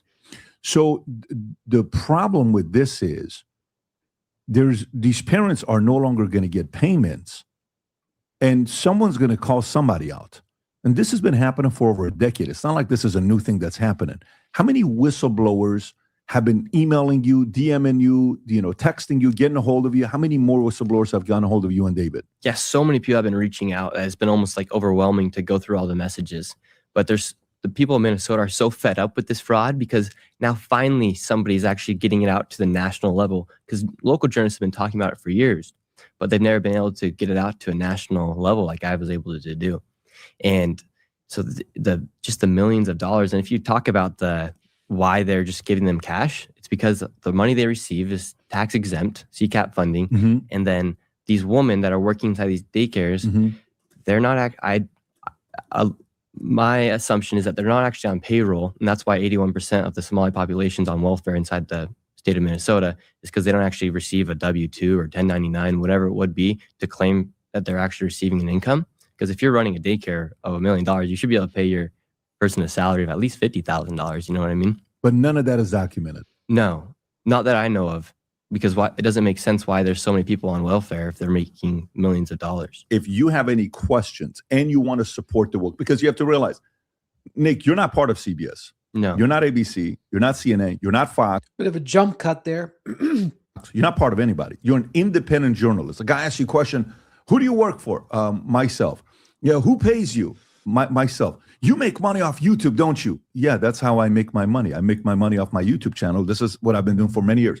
But if some of you guys are watching this and you want to support him, either go buy this sweater that he has here, or number 2, connect him if you have any other questions or things that you're working on. If you want to be in contact with him, You have other information that's coming in. Imagine he's getting tens of thousands of emails and DMs right now. He can't get through everybody. But if you have something that you want to do with him, have a conversation with him. He's officially on Connect as well. If you enjoyed this video, you want to watch more videos like this, click here. And if you want to watch the entire podcast.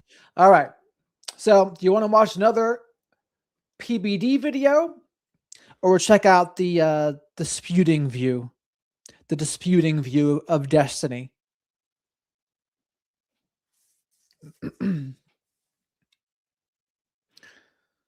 We'll see. We'll see what Destiny says. I haven't heard much pushback on this yet.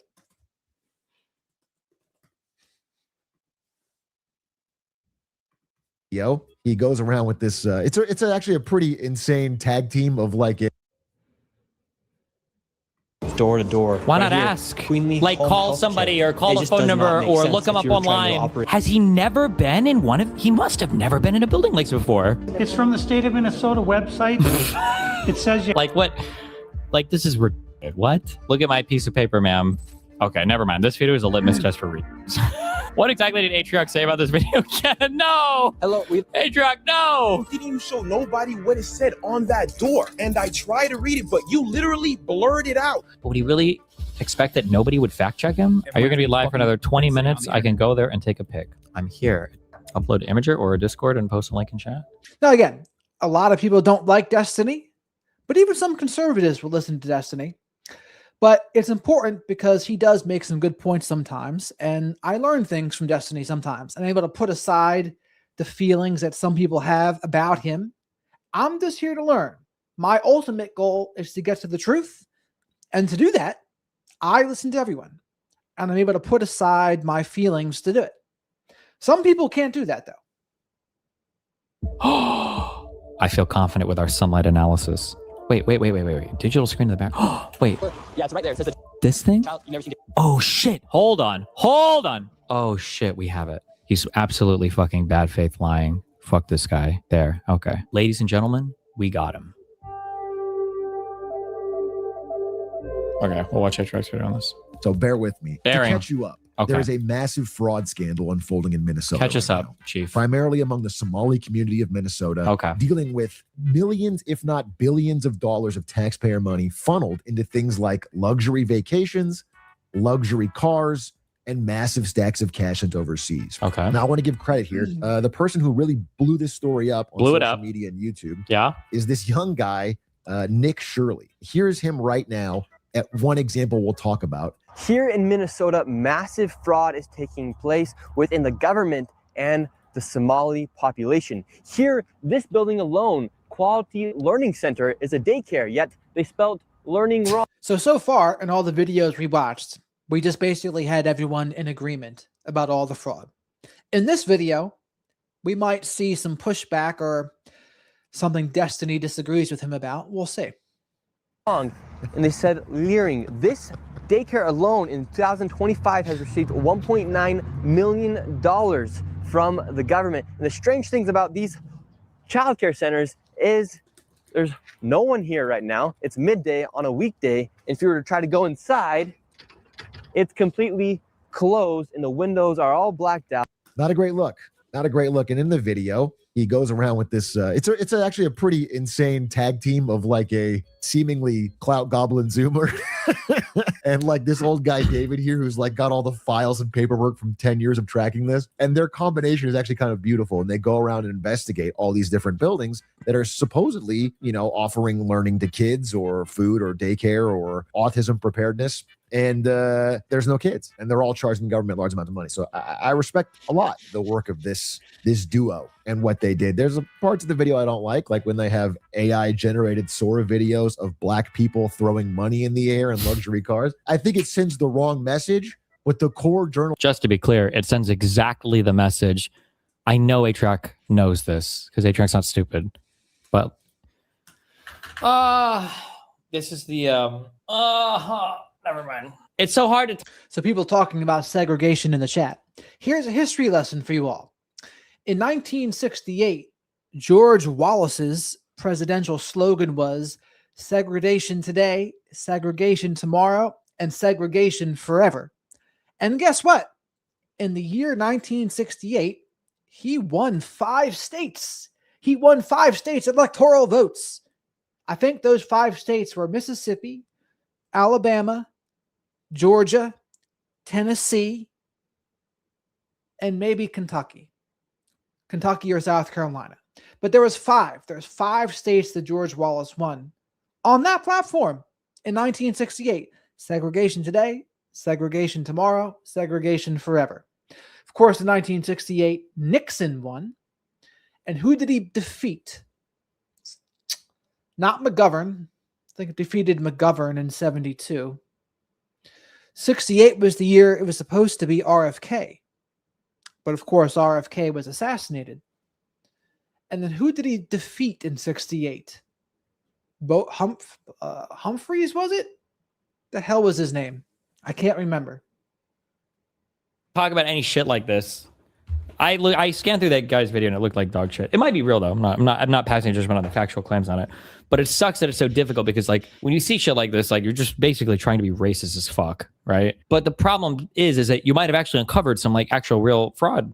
But like Jesus. I'm actually going to investigate was great. And I really enjoyed it. So listen, let's back up here. When it comes to government fraud, there's a general zoomed out pattern you should take a look at. Generally, it starts with a good idea because politicians primarily get elected and get votes from having these good ideas. They might say, listen, it's a damn shame that all our kids in this country can't ride bicycles anymore. We need a government program to teach everybody, every child in America to ride a bike. Whatever, it'll be a goal, a big positive goal that you can run on. People love these goals. They vote on these goals. Me too. I was correct. It was Humphrey in 68. Hubert Humphrey.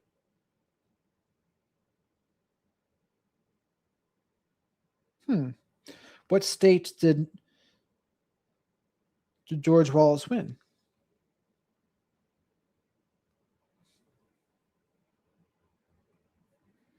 A bill gets passed. So this is the big part of the politician. They campaign on it and then they sign something. And then once they sign something. So George Wallace won Alabama, Mississippi, Louisiana, Georgia, and Arkansas. So not Kentucky. Not Tennessee. But those 5 states he won. In 1968, that was 32 plus 25 is 57 years ago. A big pile of tax dollars, whatever amount they did in the bill, now has to be allocated towards actually making that goal real. This part's rather interesting because if you'll notice, this part in green here, the goal and the bill signing, this is what we watch. This is what everybody votes on and follows up on and takes an interest in and the news covers. But this part, the actual execution of the tax, we throw tons of tax dollars at things, but often do not reach the goal. It doesn't have to be outright fraud all the time, but that's what we're talking about today. It could be even something as massive built-in inefficiencies. It could be, legal upcharging of government service. Like, let's say the government says we need a... Yes, Mike, it's as they say. Everyone who drives slower than you is a slowpoke, and everyone that drives faster than you is clearly a maniac. New jet plane. Well, we might get a new jet plane, but this middle area could be filled with massive overcharging. This is the orange area is the area where we need to improve, and we all spend our time talking and voting on this green area. I don't know if A-Track is going to use the term. What a weird freeze frame. But what he's describing is a concept called rent seeking. So rather than actually creating a new thing or generating new, better goods or services for the public, what you do is you invest a lot. In the 1970s, Muhammad Ali did an interview where he said he didn't want to date a white woman. And the reason he said was, bluebirds stay with bluebirds, redbirds stay with redbirds. And that's what he wanted to do. And the white interviewer was giving him pushback on that. And Muhammad Ali was like, what, are you crazy? I'm going to do what I want to do. I'm going to stick with my own kind. Of time trying to figure out, how do I capture public funds? How do I capture those public funds without actually really fucking doing it? This is rent-seeking behavior. It's generally seen as bad. I believe it's always seen as bad. There was, around the time of COVID, a big push, a big goal, a big signed bill that we needed to make sure that no young person in Minnesota goes hungry. We're going to put a lot of tax dollars towards that. So Feeding the Future goes, we can fill that gap. We can solve this good idea. And they own a couple restaurants, Somali restaurants in Minnesota. And maybe they do originally feed a few children. I couldn't track down whether they ever did anything at all, but very quickly they realize that the government isn't really checking. They can submit the bill saying, hey, we fed a bunch of kids, and then they get a check from the government. And that's that. And so these empty restaurants start pulling in huge amounts of money, millions of dollars in child food aid. This one example, Safari Restaurant, claimed to serve 3,500 meals in a day, yet looked relatively empty. Another restaurant claimed 6,000 in a day in a town of 2,600 Oh, so it's impossible people. that they did that? It's impossible they fed that many? You might be wondering, if these empty-looking restaurants are charging for... In this case, it did look like it didn't happen. So I disagree with Destiny so far, but let's see what he says. Huge amounts of children, wouldn't somebody go check? Wouldn't somebody show up at the door? Sorry, Rusty Frying Pan in YouTube chat says, rent seeking is generating profit/economic rents without providing an economic value, but within the legal framework, this is just fraud if true. Actually, yeah, eject everything I just said. You're correct. Rent seeking is like the concept of like, I offer some product or service and now the government is offering some crazy subsidy and I might not need it, but like I can lobby like my politician to convince them to make the subsidy higher so I can make even more money, but like it's legal. That's true. Defrauding the government or like trying to capture public funds, but through lying or deceit, that's not technically rent seeking. That would just be fraud. I don't know if you can have rent seeking plus fraud, but you're right. Actually, that would just be fraudulent behavior. You're right. I shouldn't say this is rent seeking. It's technically a different thing. Announce and just make sure there's actually people there that they claim to be before they send the check. Normally, they did do that. But in COVID, because of the demands and the worry about people getting COVID-19, the USDA had a nationwide waiver of on-site monitoring requirements. So you no longer had to have an on-site monitor from the government come check if you were really doing what you were saying you were doing. Now, this is a very interesting... And this guy here that Destiny is listening to, he seems to be going more in depth than any of the videos that I went over previously. I don't know what this guy's name is, though. Does anyone know in the chat? Document that I'm pulling up here because I had to go to the Wayback Machine to find this. And if you try to go to this website now, it's been removed as of November 17th of this year. This is a 4 or 5 year old document. They just removed it now as this scandal is blowing up, but it is a direct smoking gun of how this fraud was allowed to become, from maybe something small to something massive. With nobody monitoring, it became the obvious choice, the massive arbitrage. There's this huge pool of money and nobody is checking. All you have to do is say that you're feeding kids. So before I go on, I want to address the elephant in the room. The vast majority of these frauds in this Minnesota example were committed in the Somali community. And I think this article by Kash Magan, who is a time to ban all immigrants, former fraud investigator, lays it out pretty cleanly. His experience teaches him that fraud occurs when desire meets opportunity. My community, like others, has its share of people who are poor, desperate, and seek shortcuts. Not a good thing, not a right thing, but it exists. That covers the desire. I think we focus a lot on the desire, okay? It's like if we blamed every Italian American in the 70s, when some percentage of Italian Americans were in the mob. Organized crime was big in the 70s, largely in the Italian American community. You can't blame all Italians for it. I think this is known to most people, but I just want to step up and say it because I want to call out this fraud. I think this fraud is horrible and it's wasting our tax dollars. I don't want to say that every Somali American is part of this gang, okay? I feel like I'm addressing it as well as I can, okay? Sounds like this guy has some nuance here. How about that? Thumbs up for nuance, especially in politics. I think we focus a lot on the desire part of this. That was good clarity. Of this equation. We go, oh, this group of people are the ones that seek shortcuts. It's the Italians or it's the Somalis, okay? And if we don't have them, then nobody will ever be desperate or seek shortcuts. And I think we don't focus enough on the opportunity. The problem here in this situation is that Minnesota's public programs are not being audited well enough. Guard against organized fraud. And there's this big disconnect between what our government says it wants to do and where the money actually ends up. It always seems to trickle away. Often in way more legal forms of fraud. Like, for example, when you say you want to help pay for people's health care, but legal forms upcharged by hospitals. That's legal. That's not like a scam like this, but I don't like that term, legal fraud. That reminds me what the chatter called me out for in YouTube chat, where it's like, well, hold on. It sounds like an oxymoron. Legal fraud. What the hell is legal fraud? Does he mean a tax loophole? What does he mean? Rent seeking and fraud are two different things. Legal fraud is a bit of a dumb term because it implies that it's just a totally different thing. Thinking that a company is not charging fairly for a thing is way different than somebody intentionally, with a criminal state of mind, misstating what they're doing to the government to collect funds that they have no business collecting. It's just a scammy to our tax dollars. But the problem I have with this story is that it's bringing all these people out of the woodwork that only want to talk about this type of fraud because it's Somalians, Tim Walls, and Somalis. I can just tell. I can see the difference in how they act when it's Tim Walls and Somalis.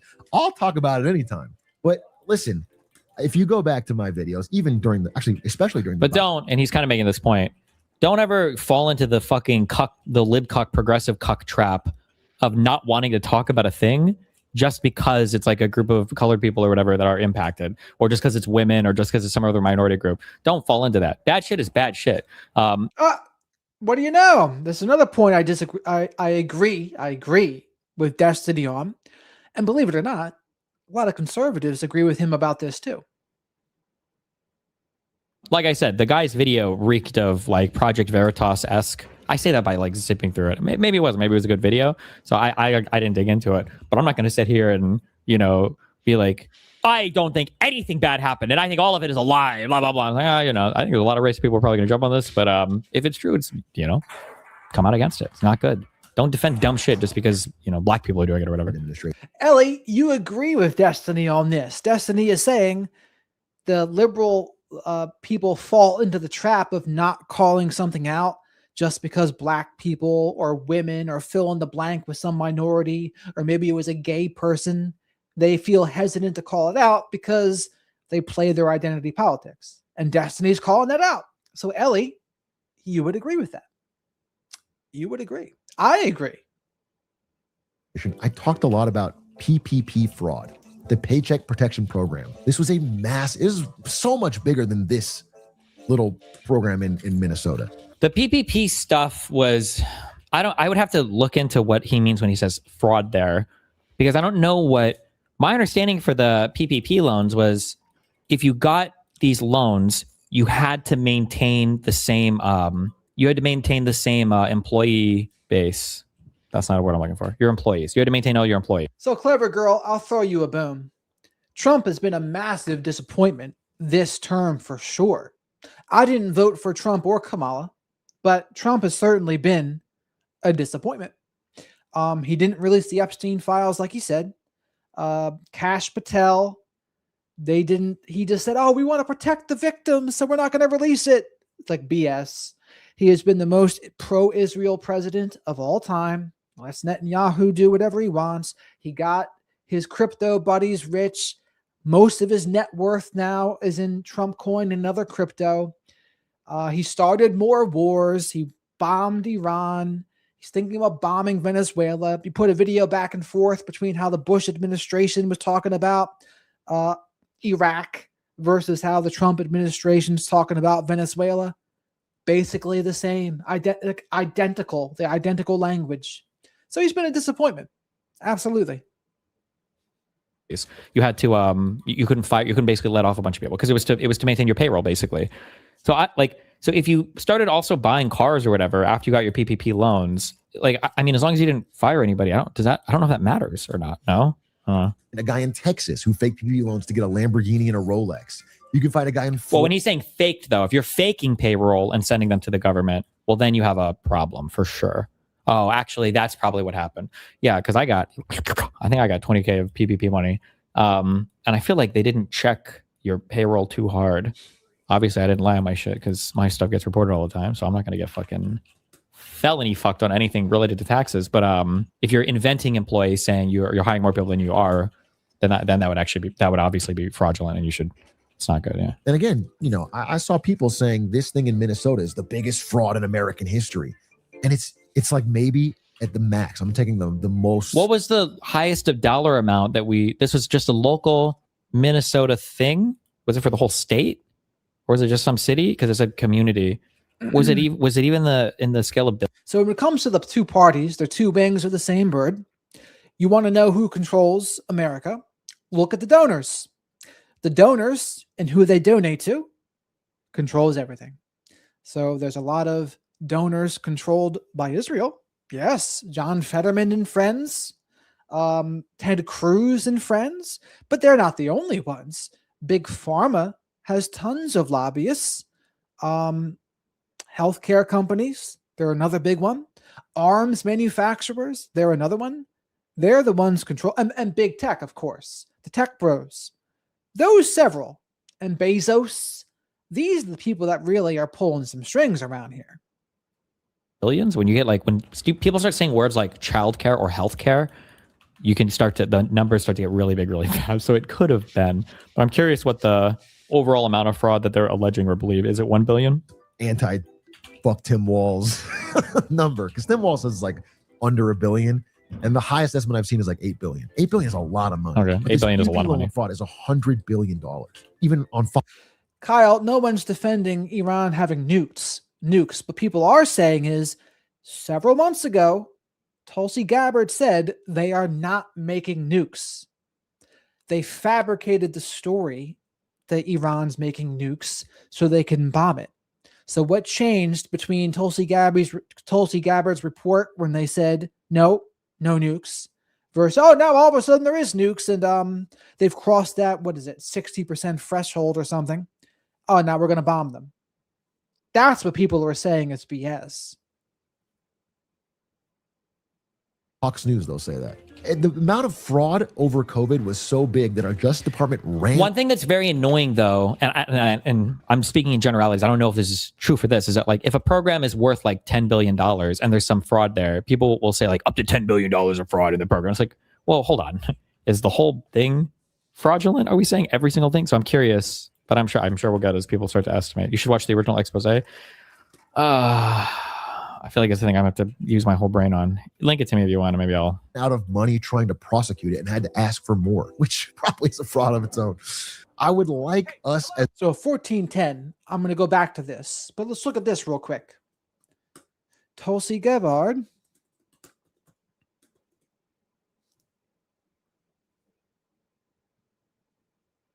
Iran's cyber operations and capabilities also present a serious threat to U.S. networks and data.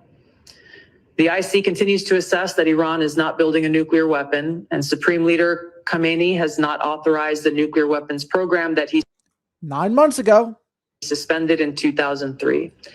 The IC continues to monitor closely if Tehran decides to reauthorize its nuclear weapons program. In the past year, we've seen an erosion of a decades-long taboo in Iran on discussing nuclear weapons in public, likely emboldening nuclear weapons advocates within Iran's decision-making apparatus. Iran's enriched uranium stockpile is at its highest levels and is unprecedented for a state without nuclear weapons. Iran's cyber operations and capabilities also present a serious threat to U.S. networks and data. The IC continues to assess that Iran is not building a nuclear weapon, and Supreme Leader... March 25th, that was. Just so you know. He goes around with this. It's actually a pretty insane tag team of like a seemingly clout goblin Zoomer. Out of money trying to prosecute it and had to ask for more, which probably is a fraud of its own. I would like us as a country to seriously like hold everyone's feet to the fire on if we're going to give you our tax dollars, it has to be spent appropriately. I don't want it to just be a political thing. I don't want it to be, well, okay, it's all good except for the Somalis and Tim Walz. I mean, look, on a grander scale, 47% of our discretionary budget in America, actually I think it's gone over 50% now with Trump's new bill. So over half of our discretionary spending is on defense, is on the military. It's actually not even called defense anymore. And the fucking Pentagon hasn't passed an audit in years. Not this talking point. It's just telling us they'll likely fail audits through 2028. But it's true, Destiny. The Pentagon fails tons of audits. It does. I'm not passing an audit this year, and I probably won't for the next 3 years either. There's just a massive amount of fraud at all these different levels. That's not fraud a good is not even the best comparison at all. It's not fraud like Somalis setting up a fake kindergarten or whatever. It's fraud like nobody is checking what they're charging. It's a defense company just giving you $30,000 for a wastebasket or whatever. That is absolutely not true. Government contract, explain it real quick. apparently the whole government or the whole executive branch or whatever started a new form of like auditing or a new form of like keeping track of things. And it was expected that the Pentagon, the Department of Defense, wouldn't be able to have their systems updated to get to this new like accounting thing for until at least I think 2028. Was when they were expected to be compliant with like the new systems or whatever that they were putting in place for budget auditing. And but now that they've got that system that they're on the way to, everybody like phrases this as though it's a black hole. We don't know where any of the money is. They fail an audit every fucking year. It's like, no, that's not at all. No, that's not true. It's retarded. Stop. That's a dumb talking point. Don't use that talking point. But what is false about it, Destiny? That's what I'd want to know. What's false? It's the level of fraud in the Medicare, Social Security, and defense is massive if you count fraud as like charging way more than things should cost. But what things should cost is subject to debate. That's such a different thing. Fraud is like you are lying. You're a liar. You're lying. So there's a lot of nonsense in our insurance companies where they will charge you like $100 for Advil at the hospital. Why? Because they have to pay. But it's BS. And they also can't negotiate drug prices. That's also BS. So there's a lot of things going on that are just complete BS. Lying about a thing. You know you're lying about a thing. You know that you're fucking lying about a thing. Okay? Fraud is not your child is coming to daycare. And I know that I could probably $600 is the fair market price. I'm going to charge you $1,000 this month for your child. That's not fraud. Fraud is I'm charging you for 5 children, even though I know you only have 1, because I know that the government is going to subsidize it, and you and I are going to split the money that the government gives you, that you're going to pay me for 5 children, even though you only. That's fraud. It's a different thing. With us just not having any follow-up on how things actually get done and only caring about what the politician says, what's their big goal. You know what I'm saying? If I'm facing Steph Curry and I say, well, my goal is to shoot more threes than you, that's a great goal. That would help me. If that was executed well, I'd win the game. But execution fucking matters. And we have way too much focus in this country on short-term talking points and not enough on execution. He's actually completely off here.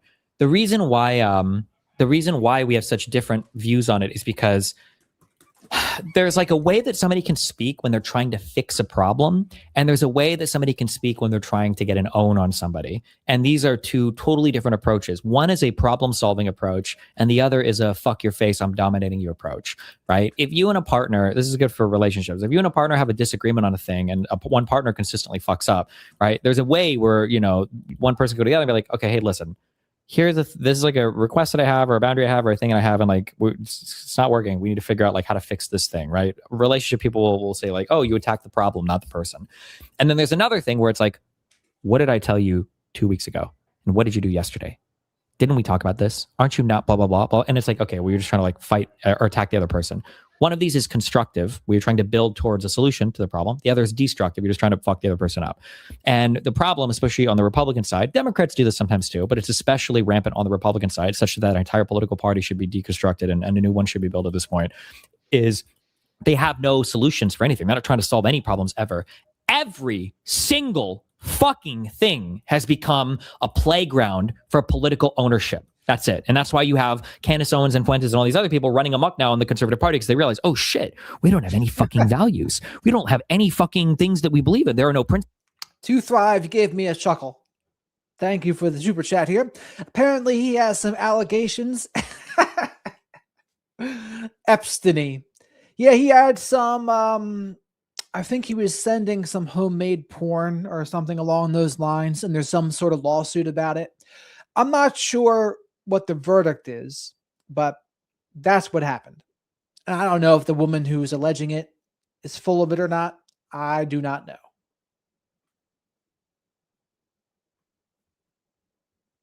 We don't know how to do anything. The Trump doesn't know how to govern. We're not doing anything with the Congress because we don't know how to use them. Fucking Stephen Miller is running everything behind the scenes. Trump is signing executive orders, pardoning people he doesn't know about, because they don't know how to do anything, because everything has been destructive with them. They've never tried to, this is perfectly encapsulated with the immigration issue under Biden at the end of his last term, where it was like, oh, well, here's a bill. Can we solve it? Republicans like, no, we're going to go ahead and keep that issue open for us to run on.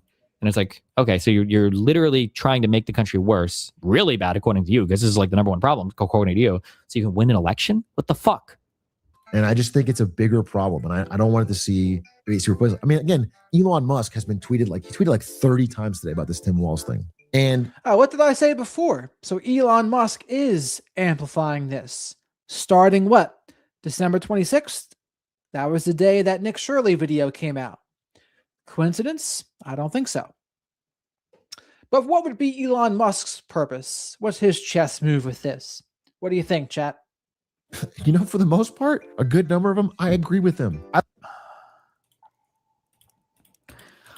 I don't know how to make somebody understand that. Like, you should never agree with people who are epistemically distant from you, except in very rare occasions. I guarantee you that we could go through a bunch of Hitler's writings and speeches and find a ton of stuff that we could agree with. But like, I'm a little reluctant to cite all of these Hitler points that I agree with. It's just not a go why.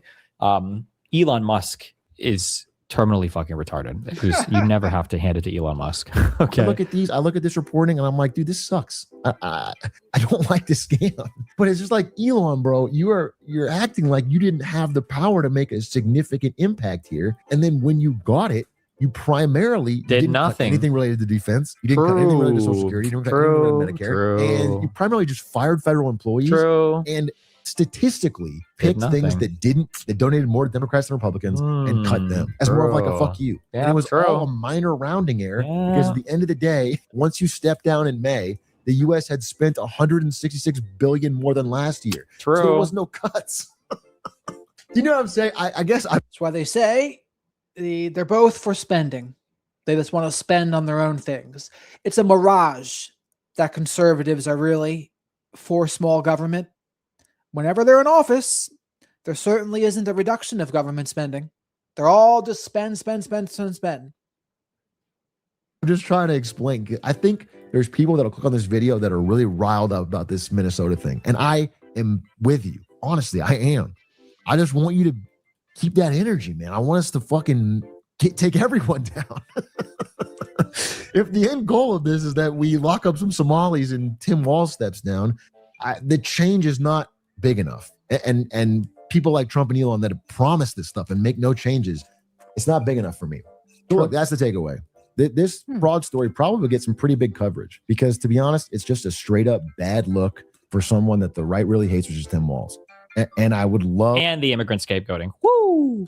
I would love to see material change. I guess my big takeaway is we have the money. We are the richest country on earth, man. We have the money, if it was used effectively, to do incredible things. We don't need more money, really. What we need is more effective use of it. And things like this, I think fraud is just the tip of the iceberg. I think the legal fraud is the bigger thing, but I would like to see a change. And I'm trying with this content, with this message, to get people from different political backgrounds who agree that regardless of the group or the politician or the where you voted in the election, what the city is, city or rural, we have to hold these people accountable collectively or nothing's going to change. We'll just get a different rotating cast. All right. It's late here. I'm going to bed. I'd love to talk about this more. Thanks for the comments. Why would you want to... And that's true. Holding them accountable is the way. But holding everyone accountable is the way. What most people want to do is just hold the side they disagree with accountable, but defend and forgive the side they do agree with.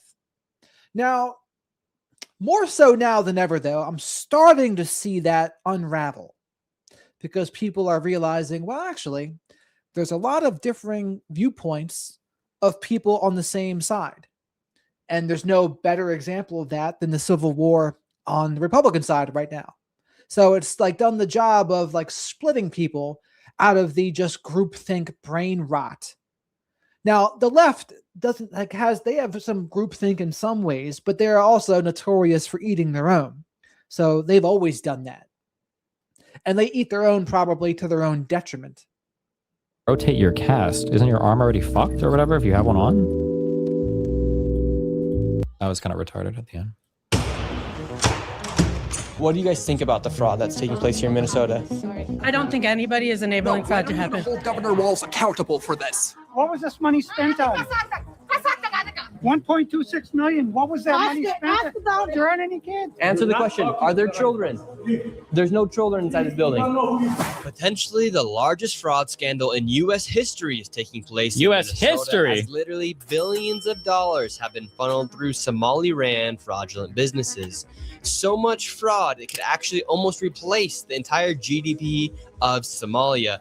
These fraudsters have worked hand in hand with the Minnesota government as they enabled billions of dollars to be given to fraudulent businesses underneath welfare purposes. Some of this money eventually landed in the hands of terrorist groups in Somalia like the Al-Shabaab, and others enriched themselves all at the U.S. taxpayers' expense. And in this video, we will break down all of the fraud from start to finish, from going to the fraudulent businesses and confronting the people who are making millions of dollars from the government. And we will also be confronting the incompetent government leaders who let this fraud happen. And to make this happen, I met up with a man who's been doing his own investigation for years now, as he has seen the fraud firsthand. His name is David. Let's get into how mysterious. Only known as David. This and be prepared to be shocked. How deep is this fraud here inside of Minnesota? It is far worse than anybody can imagine. You heard it's 7 to 10 billion and maybe more, and now the numbers have been revised and put out there publicly that they think it's more like 8 billion. How I got involved is that where my office is here in Minneapolis, I'm sort of in the heart of all of this fraud, and I would see these childcare centers. I said, well, there aren't any kids there. It's the middle of the day, and all I see are a couple of guys standing out front smoking. And then I'd go by another daycare and I'd see the same thing. I said, well, where do these kids play? And so I started to go online and look, and I said, this place is licensed for 80 children. They had 0 children. Every time I went by there, they never had a single child there. What? Then I started to see all these transportation companies going around, and it was always a Somali driver. And I said, well, that's great. They're out there transportation contributing, but they never had a passenger, never, ever once. And I said, well, what is all this transportation? What are they doing? So then I found out that in Minnesota, they have something called non-emergency medical transportation. So this is going to the dentist's office, therapy, whatever it might be. Non-emergency medical transportation. Motherfucker, that's called Uber. Why do you need a whole separate service for that? Am I retarded? What? I don't get it. What? And I said, well, how many of these companies are there? And the research came back that there are 1,020 of them. Disabled people? Disabled people can't take Uber? And more than 800. Oh, actually, never mind. Especially if it's for older people or disabled people, there are like special vehicles that have like the lifts for wheelchairs, or it could be that the driver has some special training with dealing with people that could have medical issues or whatever. So actually, that actually could be a thing. Shut up, Destiny. Maybe. Of them are Somali owned. Nobody from the state of Minnesota ever cross-checks to see if any rides were ever actually provided. All they did was write the check. So right here, we have all this paperwork. And how are you getting all this information about the fraud? And so, fun fact here in the chat for the Full House, Amazon, they actively campaign so that their employees do not unionize. So they create anti-union propaganda. Why? Because they don't want to have to pay their people more. They don't want to have to give them maybe better benefits, etc. So Bezos and friends are absolutely against that. And that's why even when Mackenzie Bezos donates all of this money that she got from the divorce and whatever, it kind of falls flat to me. Because I would say to them both, how about you just take care of your damn people better? How about that? Right? Donating towards your little philanthropic cause. Take care of the people that are working for you. How about that? How about them apples? A lot of it is through my own research. And then that's the other thing. Amazon is known to be like a slave warehouse. People use piss bottles in the warehouse. Bathroom breaks are discouraged. It's horrible. I have some contacts at the Capitol going back many, many years. And so the data that I'm getting is 100% accurate, coming directly from research done by people. I also retard moments to have to say things that are so obvious. What this guy is asking for is more government regulation as well, right? Not all regulation is bad. Not all auditing is bad.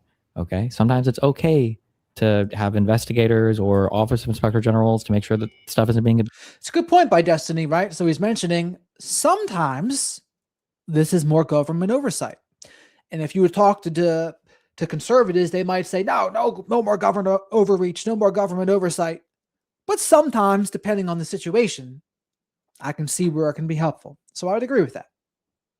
So you got to be careful. Like, yeah, generally speaking, you don't want government overreach, but occasionally you do want to make sure they're doing their jobs and doing some oversight. Absolutely. Abused or misappropriated, right? Like that's okay. It's not always bad. The state capitol. All this paperwork right here. What are we looking at? The areas of but the issue is half these guys just want to get rid of all the money entirely. So they actually don't want regulation. They just want to get rid of it all. You know? fraud that I have numbers for are mostly related to childcare. This is massive fraud that is beyond anyone's imagination, the scope. And so, for example, there's a childcare not far from here in Minneapolis that has two childcares listed at the same address. And Sally, I used to do the same thing, except for FedEx. I did the FedEx holiday from December to like a little bit after New Year's. It was long. It was long and difficult.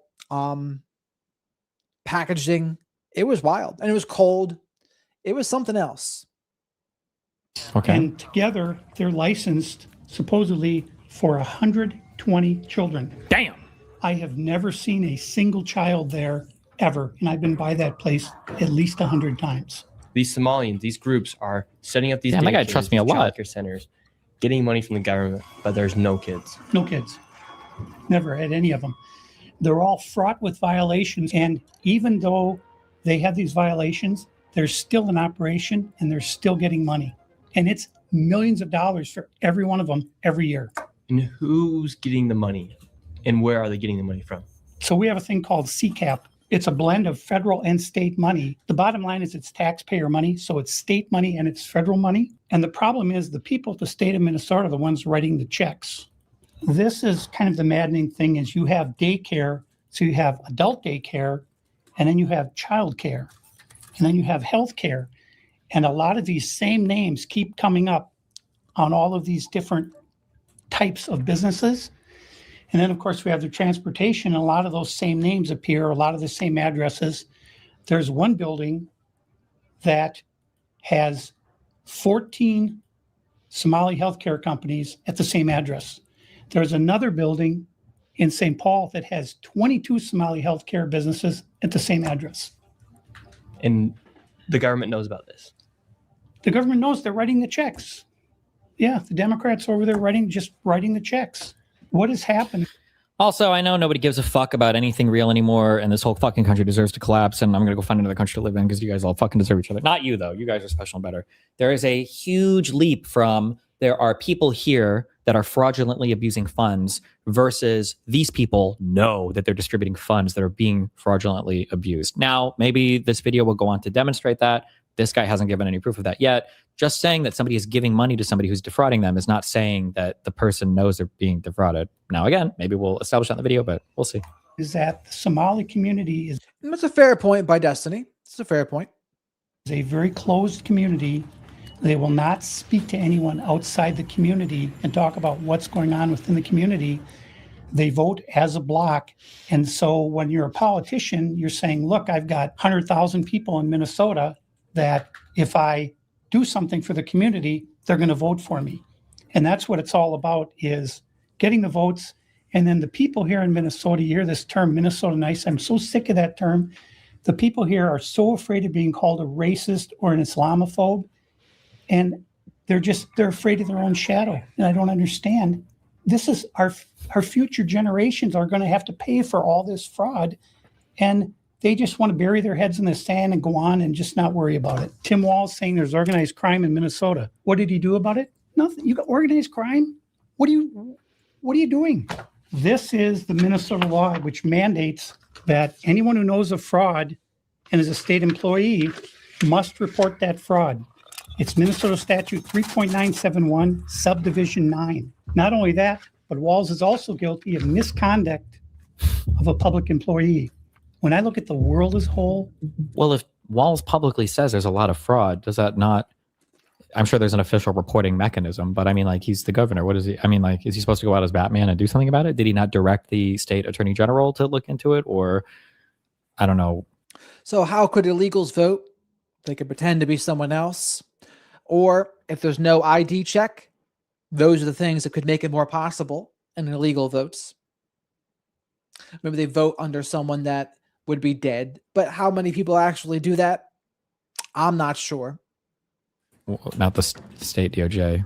And I look at fraud, the Twin Cities is ground zero. The fraud is worse here than anywhere else ever in history. In history? We're going to go confront these people.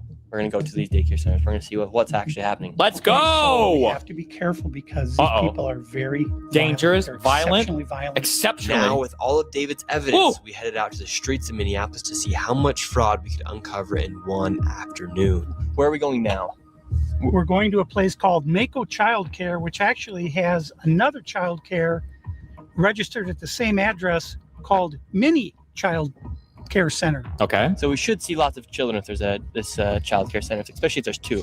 The two of them combined are licensed for 120. Okay, that's crazy, but it looks like there's a person here. So hold on, let me focus for a sec. And how much money have these child care centers received? None of those vans had moved in 6 months. None of them. In 2020, one of them received $1.3 million. In 2021, they got $987,000. In 2022, they got $714,000. That's the last I have for that one. And then the other one, $1.604 million in fiscal year 2025. Fiscal year 2024, they got about 800. Okay. I'm trying to think if it's like people are dumb or if they're bad faith or what. But like, okay, so a lot of what I say right now also apply to like 2,000 meals, okay? To where, let's say that you're driving by a daycare center all the time, and let's say that there's like nobody there, right? That is kind of weird. But the problem is people will just say like, that's really weird. And then they act like they've uncovered something huge. And it's like, why not like do a like more formal or more scientific approach, right? So again, I don't know how this video is going to go, but like if they literally just go and camp out for one afternoon, why not like set up, somebody to go and check at like 3 different times during the day? I mean, Destiny does ask some fair questions here under the doing due diligence. There's nothing wrong with doing due diligence. For over the next like month, right? To see if you ever see kids there or something, Like that would be an easy thing to do. And then you like get a good, and then that would be hard to explain. It's a full month. There's nobody there, or go online and find an ad for the place. I want to, like put my kid in this daycare or something like that. Like this would be a good way to further your your starting point, your hypothesis, Like I think it's really weird. I read a meme post on Reddit about how there are like mattress stores everywhere. And I was like, are people really buying that many mattresses? And after I read that post on Reddit, I started looking around. I was in Glendale. I was like, wait a second. I live next to like 3 different mattress stores. How the fuck do these people stay in business? That's a weird thing. But like that would be the starting point for some type of journalistic investigation. That wouldn't be like the ending point, But maybe they'll do it in this. We'll see. 1,000 and in fiscal year 2023, they got $904,059. This place right here. Yes. We're outside of it. Well, this is actually 2 daycares are registered here. One of them is Mako, which you see on this sign. The other one is Mini Child Care Center. And between the 2 of these child care centers, they're pulling in about $3 million a year. And there are no children. Every facility that you go to, the windows will be blocked out so you can't see in. There's nobody here. You won't see a single child at any of these facilities. There are indeed no windows. All the windows are blacked out right here. All right, let's go in. No. And the child care center is locked. Should we ring the doorbell? Try to get in, ring the doorbell. No, the child here. All right, let's go in. Here, you won't see. You go to the windows will be blocked out. Like this place just looks like it's closed down. Is this Like, I wonder if these are even still functional. Now, they had the thing at the bottom left saying they were getting government funds still. Do we know, are these for sure the same business? This isn't like an old address they used and then they moved to a different address or something, right? So you can't see in. There's nobody here. You won't see a single child at any of these facilities. There are indeed no windows. All the windows are blacked out right here. All right, let's go in. The chat asked who could be paying Nick. One of the surviving Koch brothers. That's a possibility. Any other conservative donors, maybe? No. And the childcare center is locked. Should we ring the doorbell? Try to get in, rang the doorbell. Nobody showed up. They're open 7 days a week, 7 a.m. to 10 p.m. It says here on their sign, yet there's absolutely nobody here. And this building here, right here, has generated millions of dollars, and it seems like business isn't even open right now, and it's a weekday. And if this was a daycare center, it wouldn't just be in some industrialized building. There would be maybe like a playground or something outside, or... There's no play area for the kids. So... Well, could the play area not be inside? Like, do we know? Like, where are the kids? Where's anybody? How can there be nobody here? And it's like this every single day. I've never seen a single child here. also, people are saying that people have that the things are closed so that like pedos don't look in right. I guess that could be. In my mind, it wouldn't surprise me. Kids that are under the age of like 6 or 7 or 18, if you just don't want to fucking deal with them, have nap time, or especially in the afternoon. And I could imagine just having the windows all whatever, because if they need a nap, you don't want sunlight coming in. You want to be able to darken the place. Maybe people use blinds, or whatever, but that would be my first thought for why they want it blacked out, is for a nap time. But maybe not. Who knows? Or maybe it could also just be like a general security thing. You don't want people to be able to look inside. And wait, what is it? Security could be a thing potentially. Just real quick, hold on. Within the government, here in Minnesota, massive fraud is taking place within the government and the Somali population. Here, this building alone, Quality Learning Center, is a daycare, yet they spelled learning wrong, and they said leering. This daycare alone in 2025 has received $1.9 million from the government. The strange things about these childcare centers is there's no one here right now. It's midday on a weekday. If you were to try to go inside, it's completely closed and the windows are all blacked out. No one's working. Midday, children. Well, think about this. If you have kids at a place, do you want anyone to be able to walk in there and perhaps abduct your kids? Of course not. So sometimes it's not always what people think instantly. Should be in here, and this place is licensed for 99 children. We about to fact check this first. If you mess with me, make sure you hit that follow button. Let's get it. What the hell is he talking about? First, the reason why you don't see any kids there on a midday is because they're permanently. And here's the thing. Black windows on a place that was actually operating wouldn't be as much of a thing. But this place doesn't even seem like it's operating. It seems like there's nothing going on. They're just taking the money. And that's the fraud. And that's the problem. Closed. It makes me wonder, why didn't you show nobody what it said on that door? And I tried to read it, but you literally blurred it out. Yeah, because I was gonna say, I feel like, especially when you have any small business, that's what I was kind of looking for back here. Usually there'll be a sign saying like, hey, like call us here, or like this looks, well, I guess there's a big one up here. Although these are usually the last things to come down. Although this doesn't look like an intricate sign. I don't know why. I wonder what is posted to the door right here. But I mean, the place looks kind of barren, but also maybe some places are fucked. I don't know. I can't draw strong conclusions about it, but.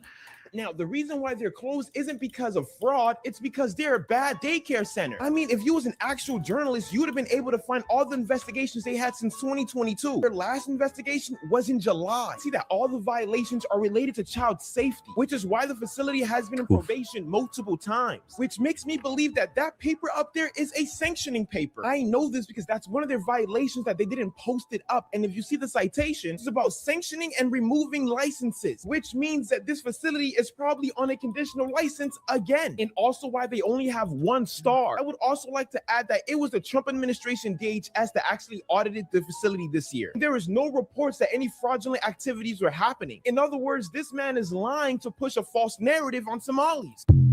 So this is a thing where I try to tell you that if you're looking, like how a person responds can be indicative of the things that they believe, but it can be indicative of the type of information that exists, because if other information were to exist, you know that they would respond in a different way. So for instance, assuming this guy's research is correct, and this has 0 comments, I don't know when this was posted, 8 minutes ago, whatever.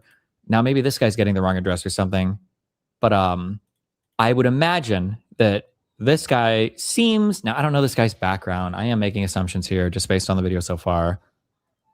But it seems like he's pretty ideologically pushed to one side. So he wants this story. He wants Somalians to be the bad guys here. I feel like he would look up these daycare centers to see if any of them are closed. I know this. I don't think it's about them being Somali. I think it's more about the Minnesota state government not doing its job. Like, that's more about what it is, trying to make it be like calling out Tim Walz for not doing the proper oversight on these facilities, on these operations. That's what it really is. Nothing to do about Somali. Now you could say maybe there's an immigration angle in there too, but still. This isn't the same address that he was looking at this one, but maybe in another part of the video will come up.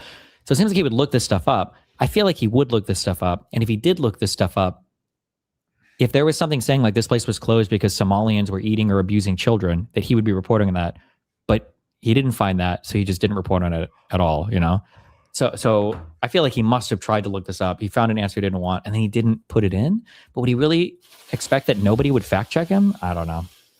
Why would they have a sign on the building in the first place? Assuming they're trying to scam the government, wouldn't the scammers want to make the building as bland as possible, not to draw attention? Well, the idea would be you'd have the outside look kind of formalistic so that it would fool the neighborhood or whatever. But millions of dollars, and it seems like business isn't even open right now. I mean, 25, 30, fuck me, dude. I just want to play video games. Fuck all this. I don't care about anything. This fucking get bass country. 25, 38, 25th Ave South. Did he say he's in Minnesota right now? Or Minneapolis? Mini Child Care Center. Who's responsible for investigating like daycares and stuff? Investigation. Oh, DHS license lookup.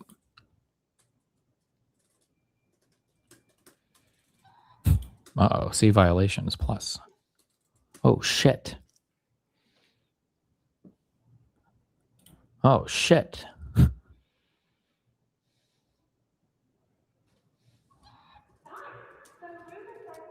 Okay, so these people did have a lot of violations. And this is this address. 2538 25th Avenue South. 2538 25th Avenue South.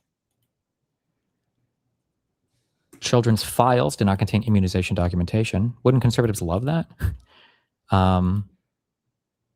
The relocation site and evacuation route for the emergency preparedness plan was not posted.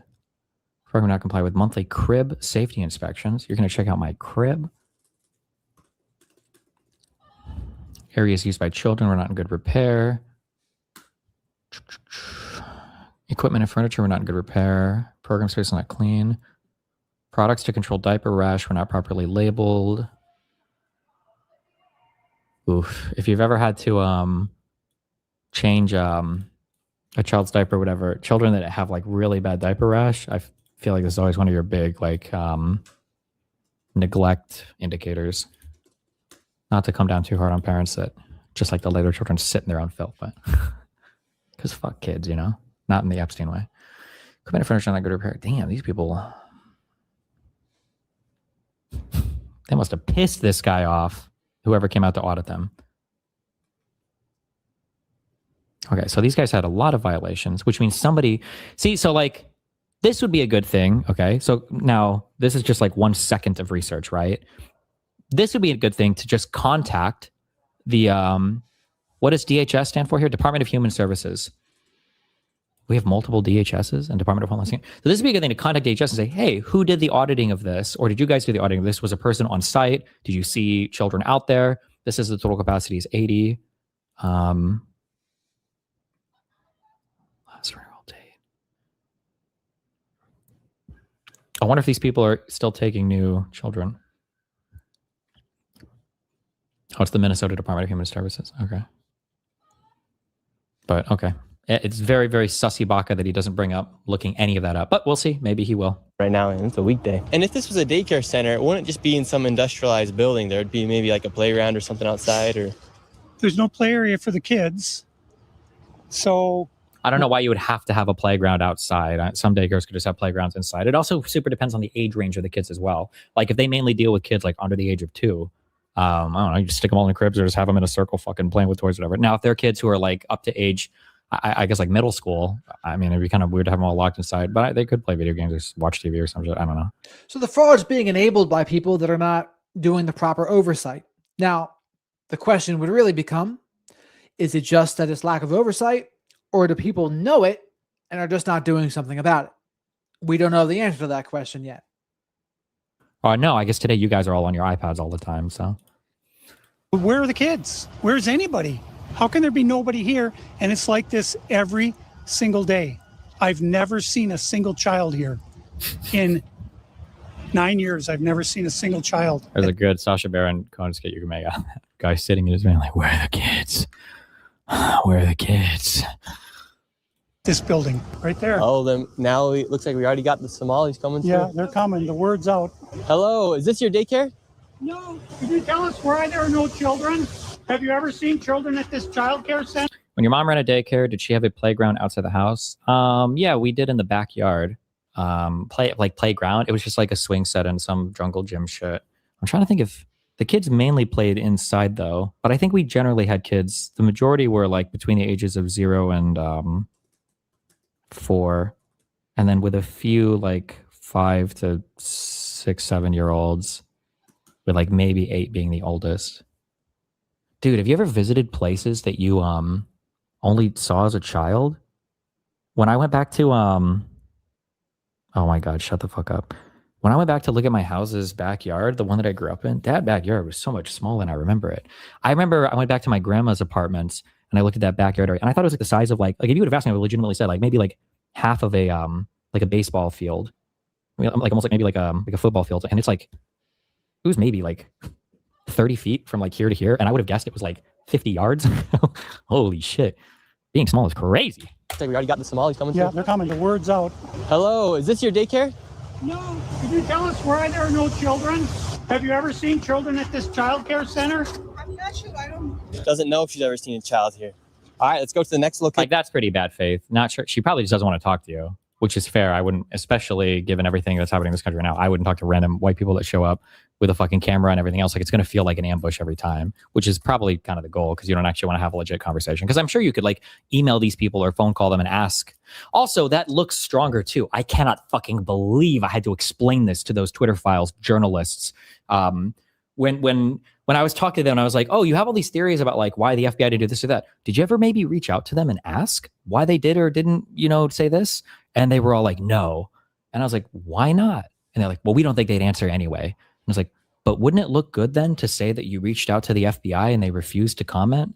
And one of the guys was like, you know what? You're right. Maybe that would have looked good. I'm like, what the fuck is wrong with you?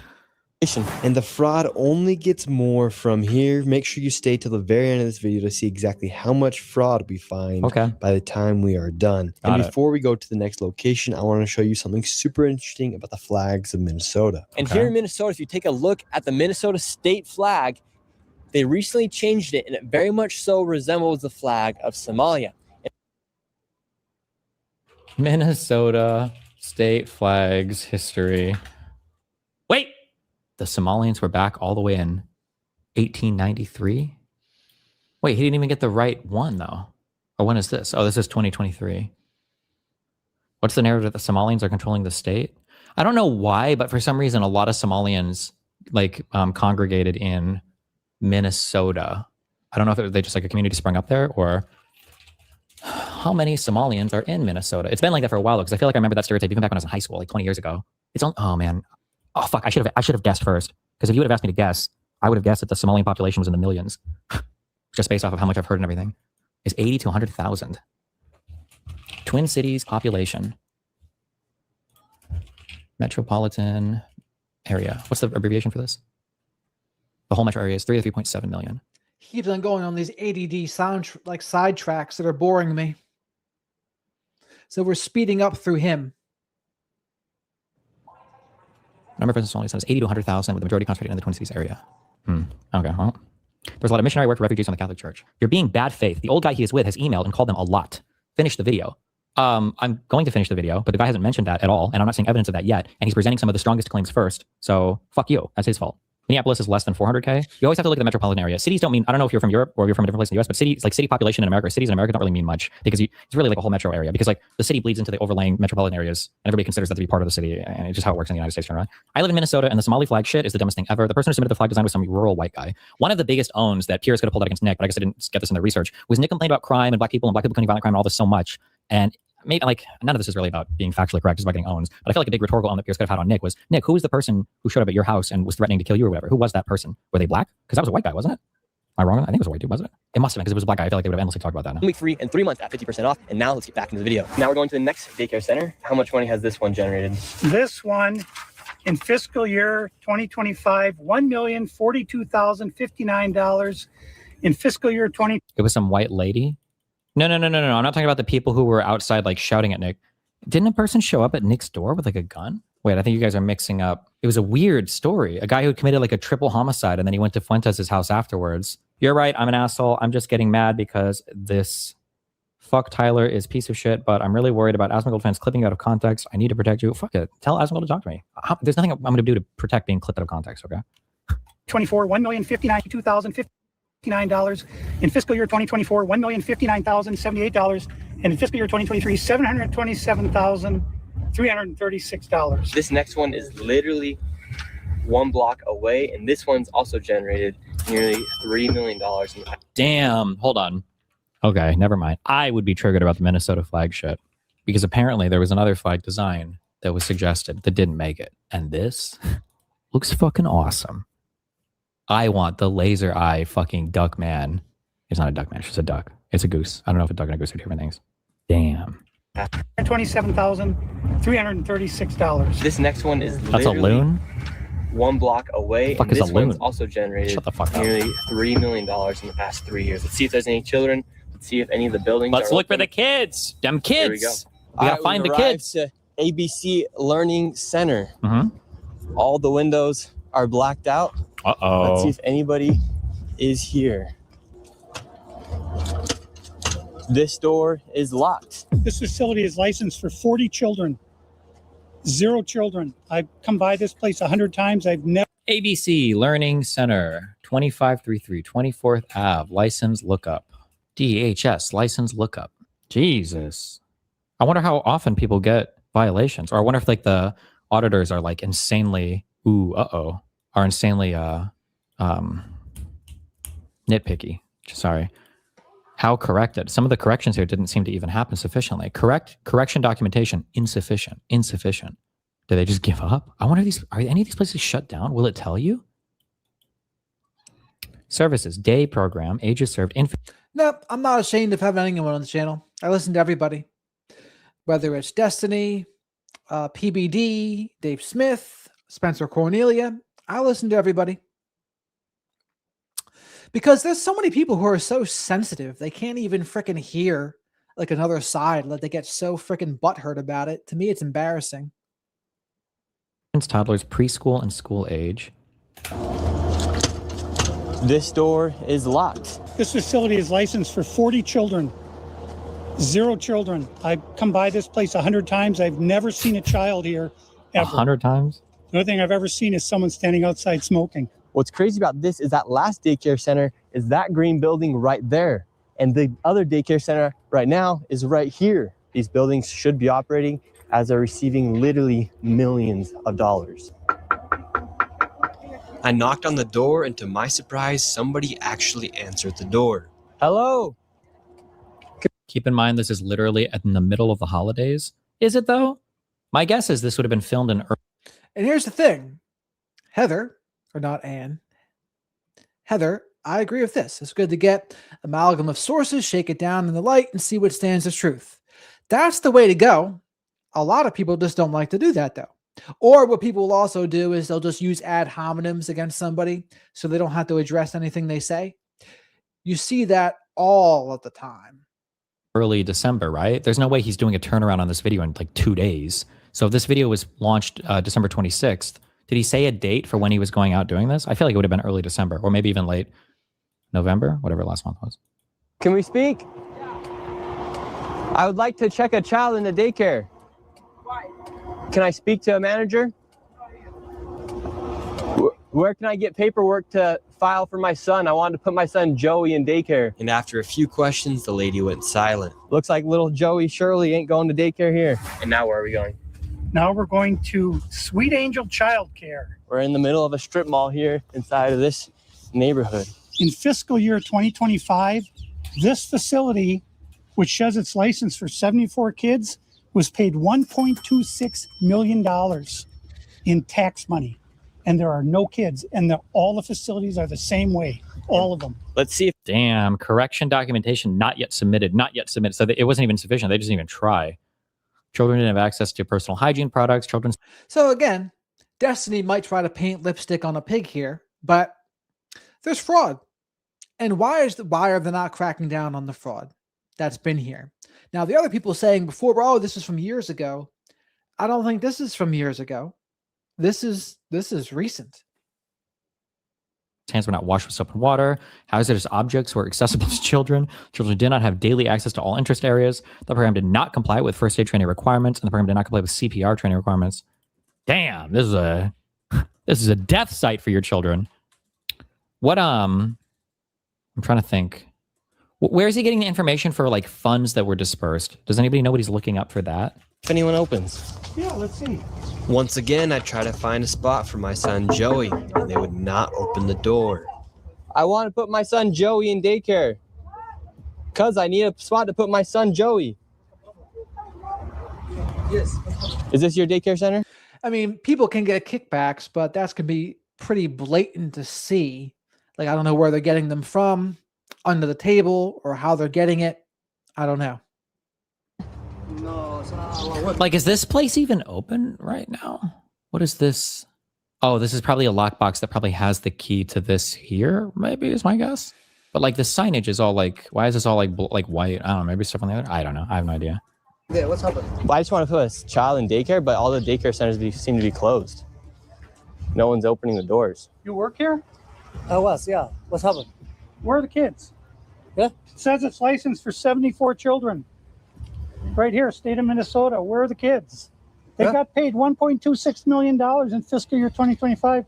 It says they have a capacity for 74 children. When? Where are the kids? Right here. State of Minnesota website.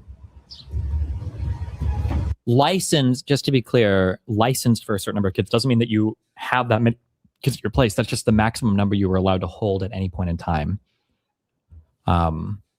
I think my mom was licensed, I think, for 14 at the most, at the height of her daycare stuff. You work here and you don't know? I don't know. I was there before. I don't know what's going on. Were there any kids when you worked here? He's there. Kids there. How many? I don't know. You don't know? Yeah. You worked here. Okay, well, then you're not of any help. Can I put my son in a daycare here? No, I don't know. Can I speak to someone? Bite the bullet, dog. This was really incompetent government spending. There were food banks begging for donations while fake NGOs were getting millions. That's a bait message, right? One? No. Destiny can say that, but he didn't address the point of what the person said, that there is fraud here. So again, you got to understand Destiny is getting paid by Progressive America, or what's the other one? Not Make America Great Again, but there's some other organization that's a progressive organization that's paying him. So his job is to play defense for Democrats. No. Yeah, I would like to see if I can put my son Joey here. Who's your son, Joey? My son Joey. Can I check out daycare center? My son. No. He's a liar. I'm the owner. Do you put your kid here in this daycare? No. There is one child in there. Yeah, I'd like to know if this is a legit business. Me, I'm scared of you too. How come I explain everything? You're scared of me? Why would they get the subsidies in 2025 after the violations in 2024 and not submitting evidence of corrections? Well, it looks like they did submit evidence of corrections for 2024. This visit right here was literally like 3 weeks ago. For 2024, it seems like they did correction documentation, submitted and approved, blah, blah, blah, blah. So they were, I think that did happen here. And then in 2025, this was their last review. Oh, actually, I'm sorry. So maybe this isn't even that bad. I don't know. Because if this was literally 3 weeks ago, I don't know how long they would have to submit evidence of stuff. Yeah. Yeah. Why? Because of your cutting. Because of my color. You said you're scared of me because of my... Okay, yeah, so Destiny's a part of the Unfuck America tour as well, with people like Not So Erudite, Progressive Victory, I think that's the name of the other pack. They're certainly paying him. Israel was paying him too. color. Does that make you a racist? Yeah, no. But No. you said you're scared of me because of my color. I'm not saying you're racist. You said you're scared of me because of my Like this guy, this is just like a rage baiter interview as well, right? Yes, and she did say that. Thank you to Thrive. She said, because of your color. Yes, she did say that. She did it. Rewind it so you can see.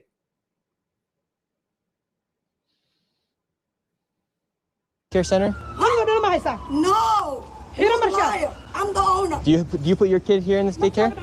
No. There is one child in there.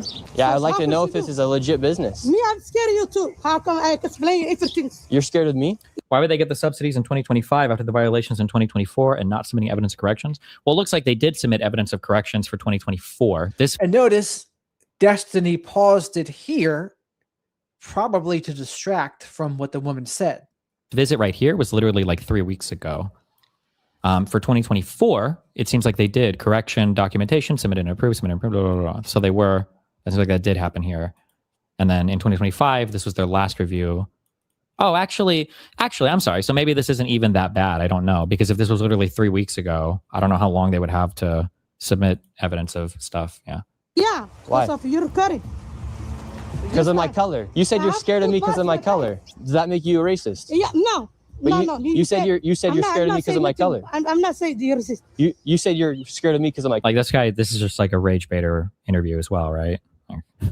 color. That I mean, what do you call it though when she's the one that said that? Who's rage baiting who? I mean, in terms of that comment, the comment wasn't necessary. makes you a racist.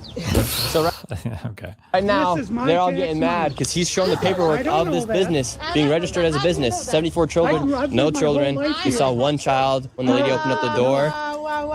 So where now did they're this all money getting go? mad. Wait, is that a real thing Somalis do? Did anybody hear the force in me? Hey, was that a real thing? Did anybody hear it? Wow. When the people would always, the Ugandan stream snipers on Force and Stream. And he saw one child when the lady opened up the door. So now where did they're this all money getting mad. go? What was this money spent on? 1.26 million. What was that money spent on? There aren't any kids. Ask the owner and the kids. Well, then why are you talking That's for the not my owner proof. if you're That's telling me not to my talk proof. to the owner? I'm sorry. I'm not understand what you're talking about. Do you have a child here? No. Does anybody? No.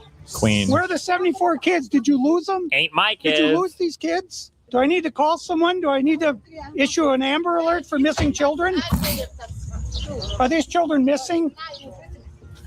It's not my business that children are missing. 74 infants and toddlers, preschool. The proof's right there. There's no children anywhere. It's from the state of Minnesota right here. I think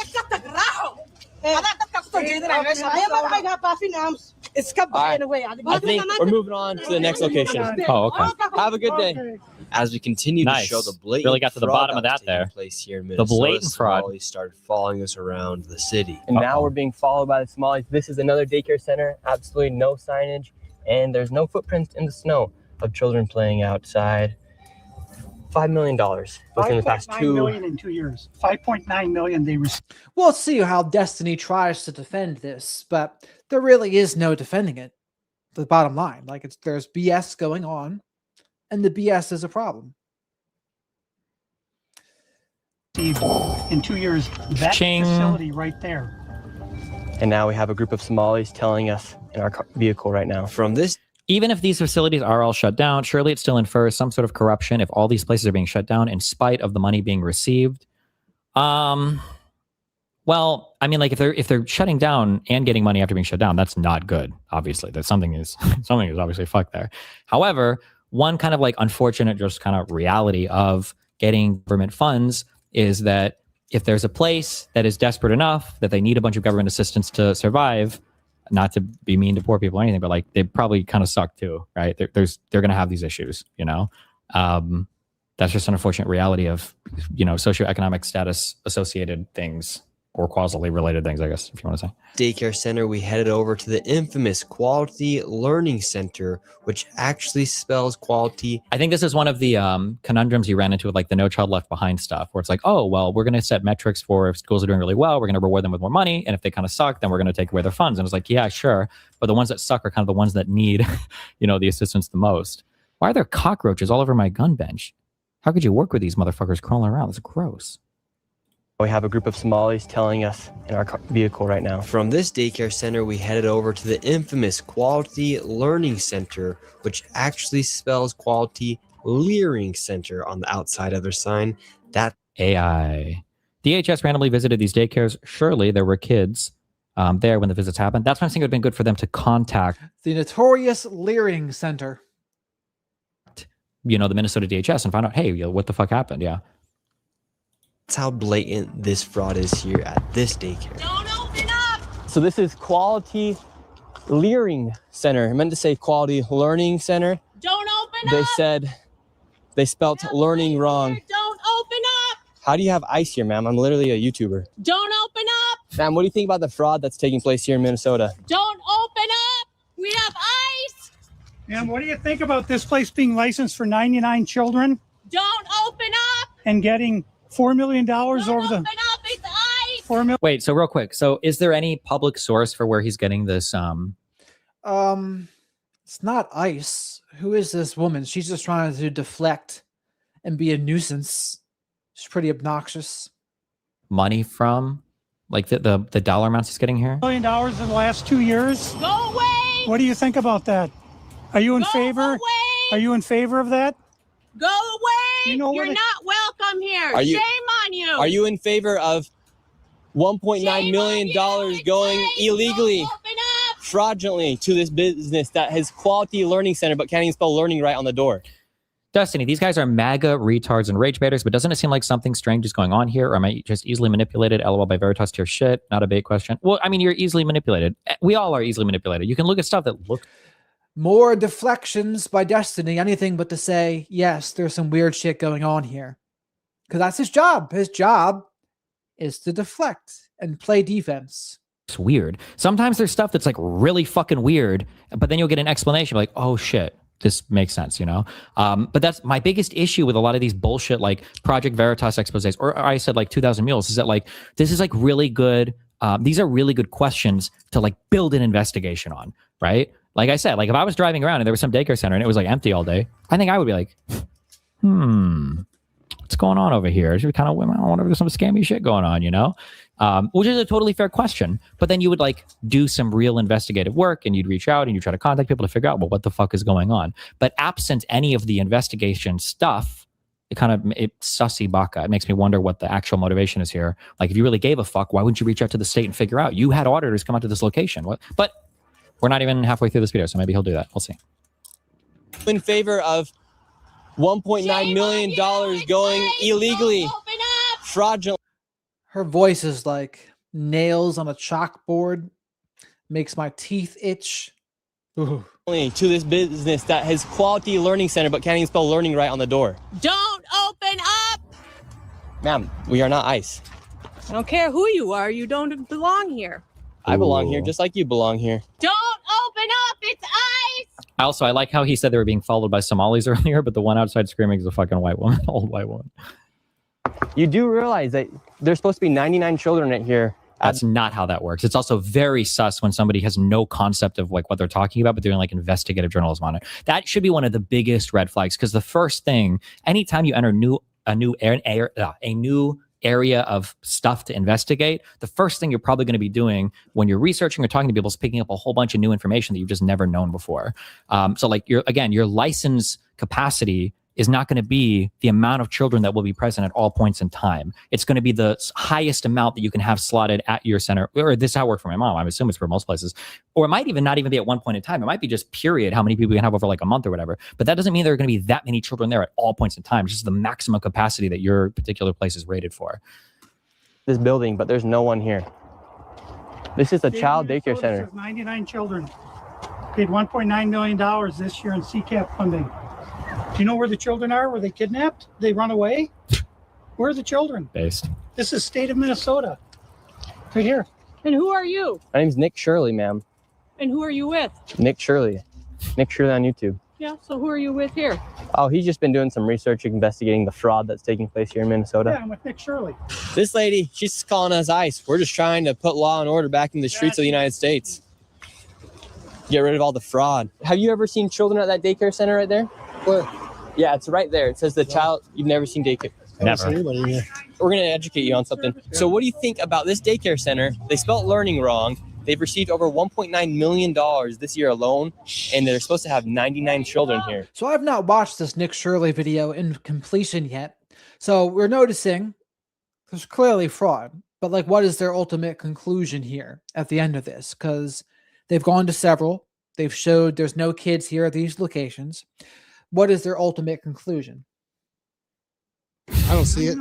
Have you ever seen any children here? None at all. None. This year they got 1.9 million. Last year they got 1.5 million of your tax money for 99 children. We just want to know, where are the kids? Right. Where are the children? I don't see them. I've been here since 2017. I haven't seen anybody like Never that here. seen a child here. No, not at all. And so you've 8 never years. seen a child here for 8 years? Nope, not at all. And how does Wow. that make you feel knowing that this place is receiving Disgusting. $1.9 million? Disgusting. I mean, what the hell? They What steal the the hell? money. That's a federal grant too. That's, if they get caught for that's a federal offense. I know. I studied law. And do you think Tim Waltz should go to jail for all the fraud that? Oh, wait, what did he say? I studied law. Did he say that? I mean, what the hell? They steal the money. That's a federal grant too. That's, if they get caught for that's a federal offense. I know. I studied law.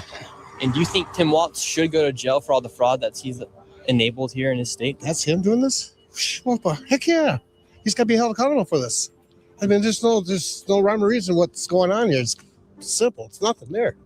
It's a parking lot. And look, they even spelled learning wrong on their sign for a Wow. place that's supposed to be educating children. That's crazy. I mean, who runs it? Who supposedly runs it? Somalians. You said that a long time ago in a debate. I said I studied law. I feel like studied implies you went to school for it. And I studied law sounds like you have a JD. I'm curious what the context of me saying that would be in, but okay. Oh my God. Well, where? Yeah, it's just, I've never seen nobody You were here at trolling them. Oh, okay. So how long have you been living here? Since 2017. You've never seen a single child walk in that building? No, not at all. So this daycare center is literally just a place to traffic money. $1.9 million just this year alone. And this guy's been living here for 8 years and has never seen a Maybe I misheard, but it sounded like he said, I don't know. I didn't study law. Oh, wait, sorry. Well, Angel, if anyone's going to say this video is fraud, someone like Destiny here probably would. And so we've listened to several pro Nich Shirley videos, Dr. Grande, Spencer Cornelia, PBD, and now we're listening to someone who's going to probably disagree. All right, hold on. Well, who runs it? Who supposedly runs it? Somalians. Be educating children. Oh, learning wrong on their sign. Did he say for that? a place that's supposed to be educating children. Learning wrong on. It's simple. It's nothing there. I mean, there's no rhyme or reason what's going on here. It's simple. It's nothing there. It's a parking lot. And look, they even spelled what's going on. How far yeah. back is it? The fraud that's. I know. I studied law. I know I said it. I don't know what he said. I don't care. I've All right. seen guys. It sounded like he said, I know I studied law, but maybe that is what he meant, or maybe he's $1.9 million just this year alone. And this guy's been living here for 8 years. This guy has never seen a single child walk through those doors. There's no windows either. No. And the only window they do have, the door, is blacked out. Yep. I see that. I've never seen anybody go in there. Within just a few hours, we nearly approached $20 million in fraud, and we headed over to George Floyd's neighborhood to expose more of the fraud taking place. This place is called Future Leaders Early Learning Center, and it's licensed for 90 children. And in fiscal year 2025, they received $3.6 million. In fiscal year 2024, they received $3 million. So in 2 years, they got $6.67 million. Wow. Claiming they have 90 children every day of the week, 5 Wow. days a week. So let's These find people out. are making just about more money than NBA athletes. And we don't even know if they're paying taxes, but we don't know where this money is going. Is it going to terrorism? Where is it going? but it's Wait, what? and we don't even know if they're paying just about more money than NBA athletes. and we don't even know if they're paying taxes, but we don't know where this money is going. Is it going to terrorism? Where is it going? But it's theft, it's fraud. And the reason I'm involved is I want it to stop. I care about Minnesota. I'm doing this for the people of Minnesota. So here are the laws about playgrounds outside of Minnesota. Key requirements. Minnesota rules require licensed facilities to have designated outdoor play areas for active programming. Space per child. There are minimum square footage requirements, such as 75 square feet per child for newer centers, licensed after January 1st, 2007, and 50 square feet for older centers with fenced areas and shaded rest spots also required. Location. The play area must be adjacent to the residence or center or within a safe, short walking distance around 1,500 feet. Interesting. Activities. Daily schedules must include both indoor and outdoor activities, weather permitting, to meet children's developmental needs. In summary, if a daycare is licensed in Minnesota, they must offer an outdoor play area that meets specific size and safety standards, ensuring children have access to fresh air and active play as part of their daily routine. I don't make a dime off all this time I've spent on this. I put my life at risk several times, but I'm Why are you watching this garbage?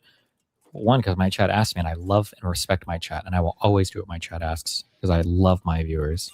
But also because this is probably going to be the next. Yes, YouTube. So 75 square feet per child in the new centers, 50 square feet per child in the old centers. Conservative slop talking point for the next few months. Or month, or it depends if they find some other slop talking point. determined to see this through and to correct what is wrong, what is evil. Here at Future Leaders Early Learning Center, this building received over $3 million. Hello, how are you? I would like to see if I could bring little Joey, my son, little Joey here. Is there paperwork, or can I check out the daycare? No. Why can't I check out the daycare? Martin's not here. Okay, but if I can I get paperwork or anything to submit my son, little Joey, to come in here to daycare? We'd really like to put Joey in this daycare. We've heard great things. Business card? No, I would like your business card, actually. You talk to your manager. Okay, can I speak with somebody?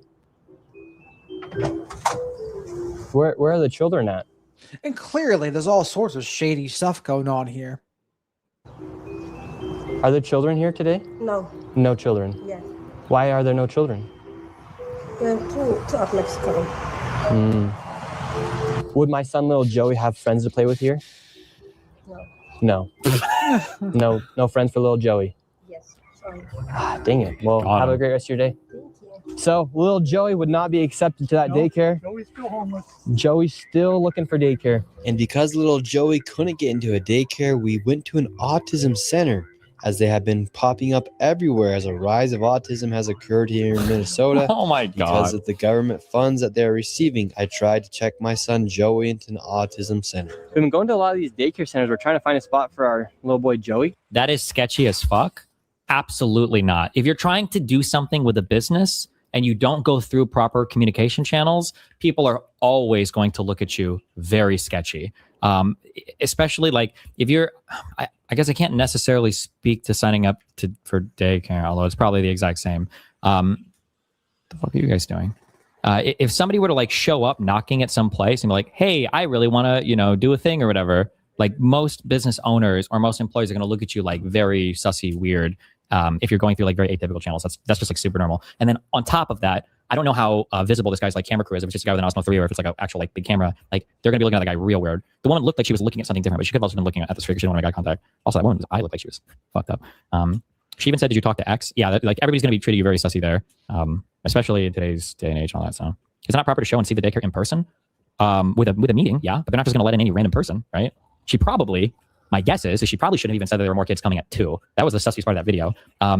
I remember even people at a restaurant would fuck this up, and it was annoying. Sometimes people would call in and they'd be like, "Hey, I'm looking for Sarah. I'm her boyfriend." And you're like, "Oh, she's she's at work right now." And like, "Oh, do you know what time she gets off or whatever? You know, I just want to, because I'm picking her up." And you're like, "Oh, I think she gets off at 4." Like some newer people would like make this mistake. I was like, "No, you don't tell people anything on the fucking phone. You don't know who the fuck just called. You don't know if that was some fucking weirdo or some stalker or her ex wants to fucking axe murder her. Like, why are you giving? You should never give any of them. You always say you can call my manager here or you can go through the website here. But like you generally just don't help people on unofficial channels because it just opens you up. It's just one of those."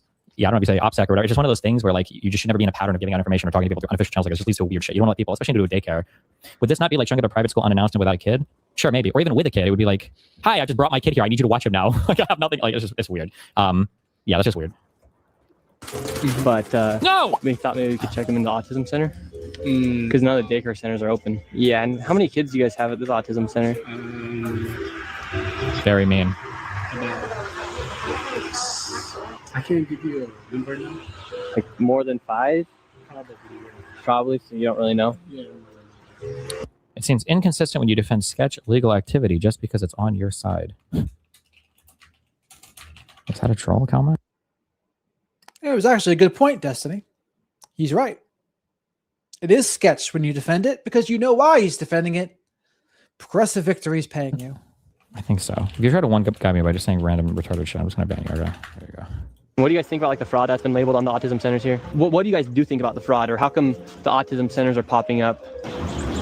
I can't answer. What news? Are you a news reporter? My name's Nick. We're doing a little documentary trying to find little Joey a spot to put himself in one of these centers here because there's. So why are you asking us about the fraud? Yeah, because we want to make sure we're going to. So Angel, you seem to be defending it all here. So, do any of these daycares have children? What do you think's happening if it's not fraud? Oh, so see, that's like, so that was really sussy. Hold on. Wait. Or maybe I missed it. Hold on. Because I banned that gunshot. Wait. We've been going to a lot of these daycare centers. We're trying to find a spot for our little boy Joey, but we thought maybe we could check him in the autism center because none of the daycare centers are open. Yeah, and how many kids do you guys have at this autism center?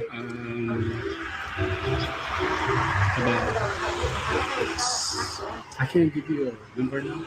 Like more than 5? Probably, so you don't really know? Yeah. What do you guys think Probably about like the fraud that's been labeled on the autism centers here? What do you guys do think about the fraud, or how come? Oh yeah, okay, good shit. I wonder if he asked any of these questions before when he was recording the other one, but it didn't show it. But like, yeah, you look like so sussy here. You don't, especially when you come under false pretense, right? It seems pretty obvious that the guy doesn't have a kid. He's just like a journalist or whatever you call these people. The autism centers are popping up.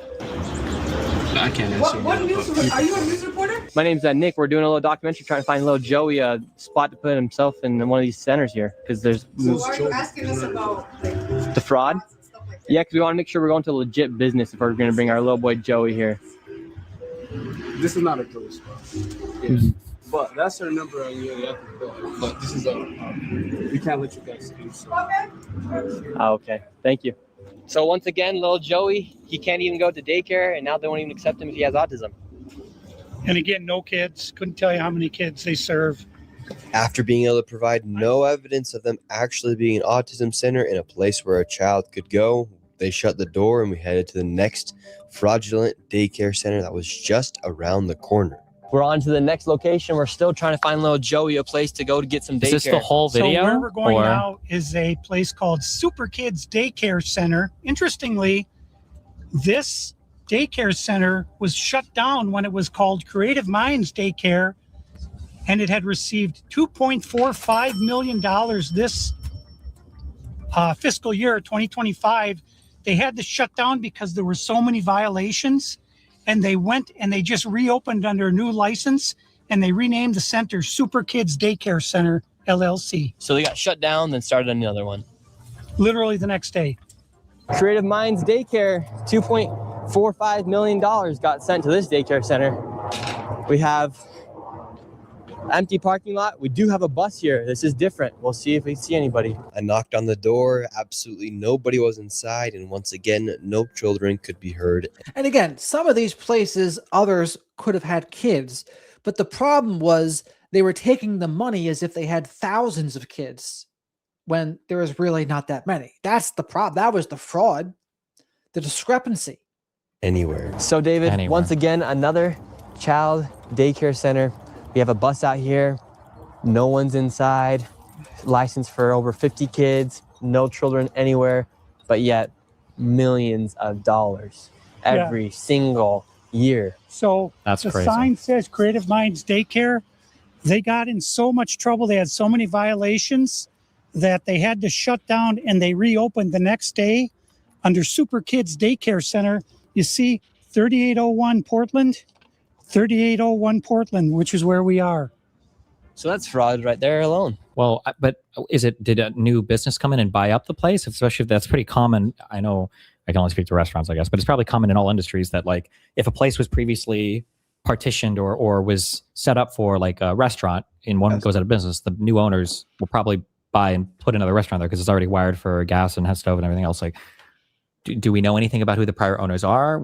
I imagine the licensing is all probably public. Are the new owners the same prior owners? If a business gets shut down for failure to adhere to whatever licensing stuff, does that mean you're not allowed to ever start a new one? Or they're claiming it's the next day though? Yeah, but you need more information. There's so many more questions to ask here to actually say, to make a statement as strong as fraud. That's a strong statement.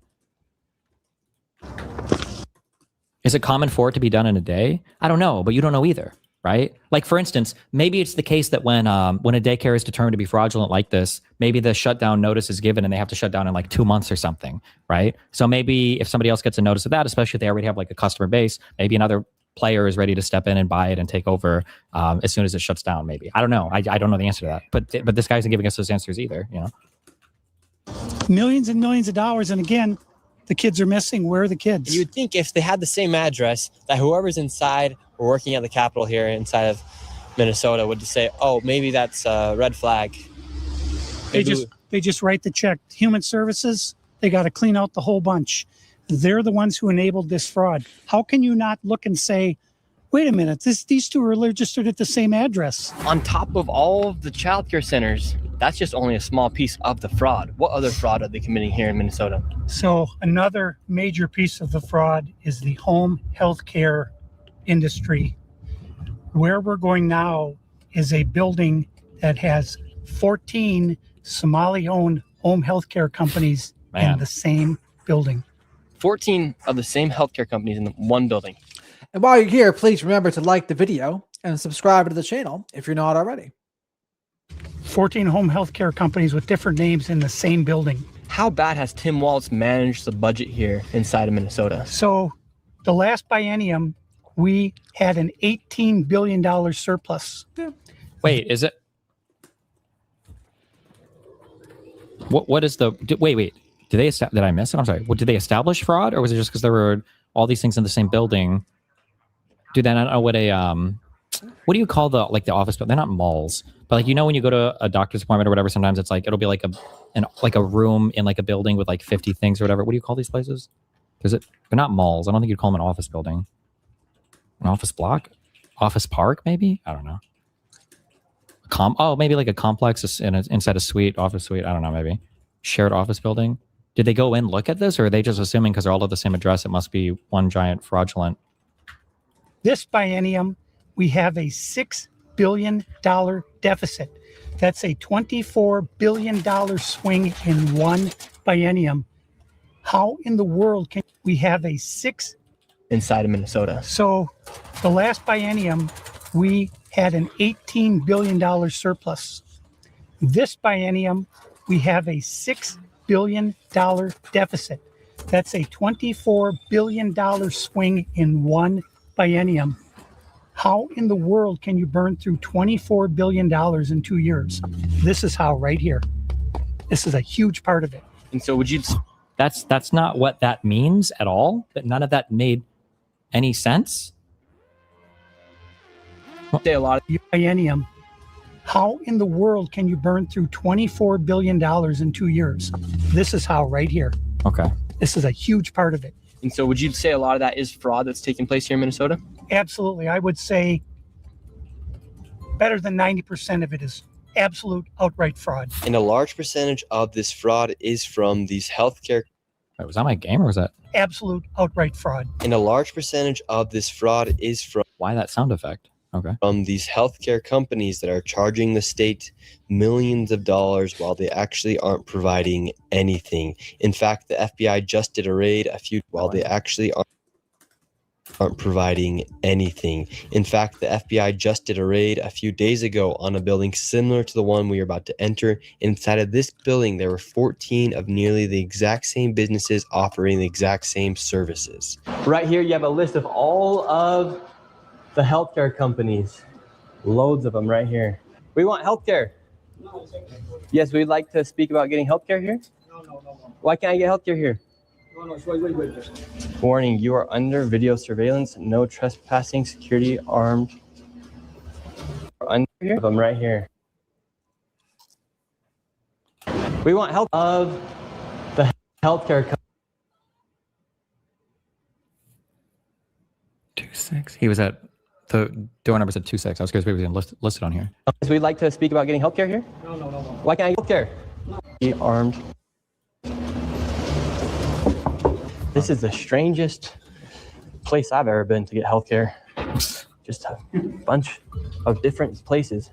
Healthcare here, healthcare right here. Wait, am I retarded? Isn't this like I feel like I've been to so many places. The psychiatrist that I pay for my bullshit is in a place like this. Like you go to a building and there's like 50 different offices and they're usually like similarly themed. So it might be like a psychiatrist place. It might be a place with some other medical. Bro, there's a billion different health insurance bullshit. Like I feel like it's a super normal type of office suite building. Another healthcare company right here. There are 3 healthcare companies inside of this building. Serenity Center LLC, right here, Key Care Services, in this room. Blue Home Care Inc. I wonder if these are just nurses that go to your house. Some of these aren't as bad. I've gone to psychiatrists that go into these like office complexes. This part isn't the problem to me. So if they're traveling, they probably need to have like a legal office in Minnesota where they can receive service. So like lawsuits or tax documents or whatever, or to have a registered address in the state to do business there. But like, I don't know how many people customers would even go up to this place. So healthcare isn't even happening. Yeah, there's not like services even being offered in this building. Of 7C. Now we have another Helping Hands Home Care LLC, another healthcare company. Present Help right here. We're looking for the best rates of healthcare here inside this building because we have so many options. Who can we talk about getting the best healthcare? I don't know. No? Sorry. All right. We will not get any healthcare here.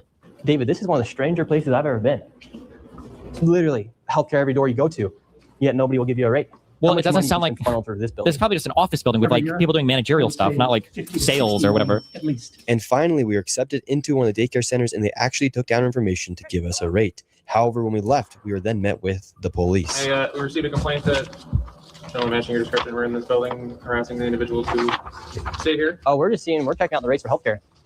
Because there's 14 healthcare companies inside this building. So what the fuck am I at? That's not what he said. He said there's 14 companies here, and he's trying to assume because they're Somali providers, everyone here is fraudulent. True. So he's here with some kind of like propaganda. True. No, this is a area that we're allowed to enforce trespassing ordinance. Is there any other reason? It's a private building. True. Well, we were checking rates.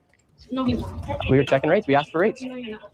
Okay. I'm gonna have, if you guys are all good, we're gonna step outside and we can just kind of. All right, let's leave. So, all right, we're getting escorted out right now. The police have arrived. We were checking out the rates, seeing what was happening inside this building. No one would really speak with us. We did go inside the one daycare center, and she actually did give us rates for childcare. Much respect to that lady. What's the problem, officer? Well, so again, we've been getting reports from multiple individuals that you guys were harassing individuals who work here. At the end of the day, this is private property, and it's one that people are allowed to ask you to leave, and it's also one the Minneapolis Police Department is allowed to enforce trespassing ordinance at this address. Yeah. So as we got escorted out of this building, the Somalis filmed us as we left, and we headed over to the next building that had 22 of the same home health care providers operating from inside of the building. Right here, you have multicultural home care. And right here, it says it's open, but can't even get in. Another Reliance Recovery Center. Mercy and Grace Care, Inc. Right here, you have Den Eritrean Youth Development Association of Minnesota. Another child care center. Welcome to Bright Beginning Center. But what do you guys think about the fraud that's taking place here in Minnesota? Sorry. No comments. Can I please? Right here, you have Serenity Quality Care.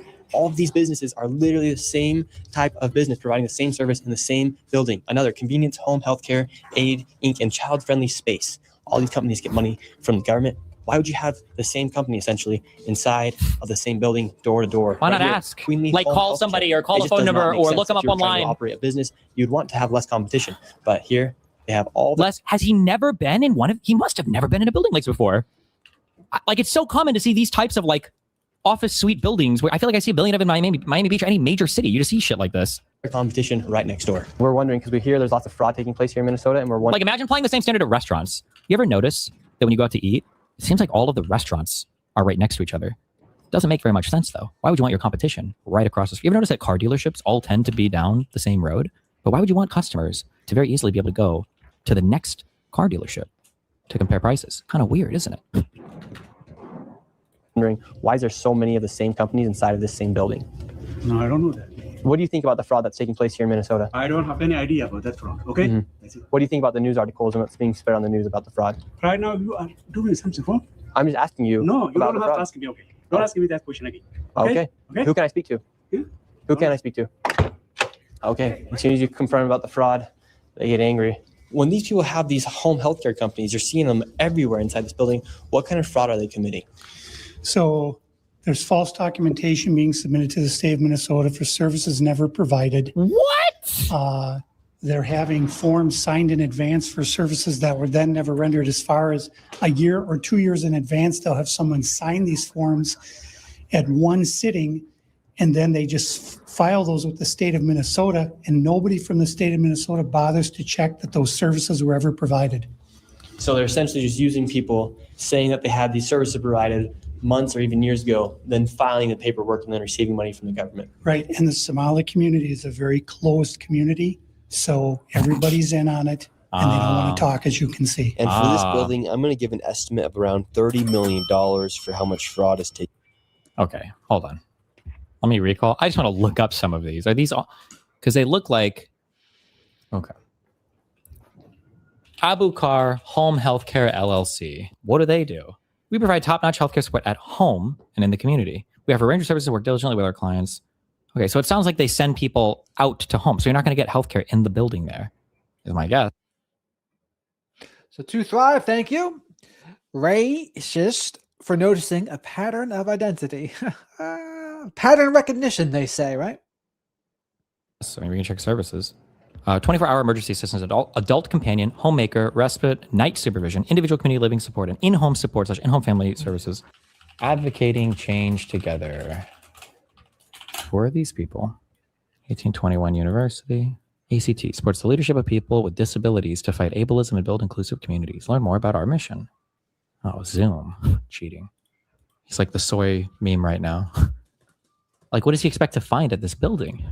This whole thing is so fucking stupid. I'm going to give an estimate of around $30 million for how much fraud is taking place. Like, how are you even coming to that number? Are you just assuming every single entity in here that gets government funding, however you're even finding that number, which I'm still not sure, are they all committing fraud? That is a very low estimate. However, still a lot of money in fraud. And do you think there is fraud taking place here?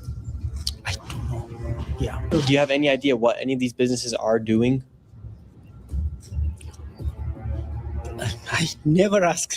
And now with what was that guy's job? Who was that guy? Upwards of $100 million in fraud will be headed to one more daycare. And this one gets a little spicy as we get chased out at the very end.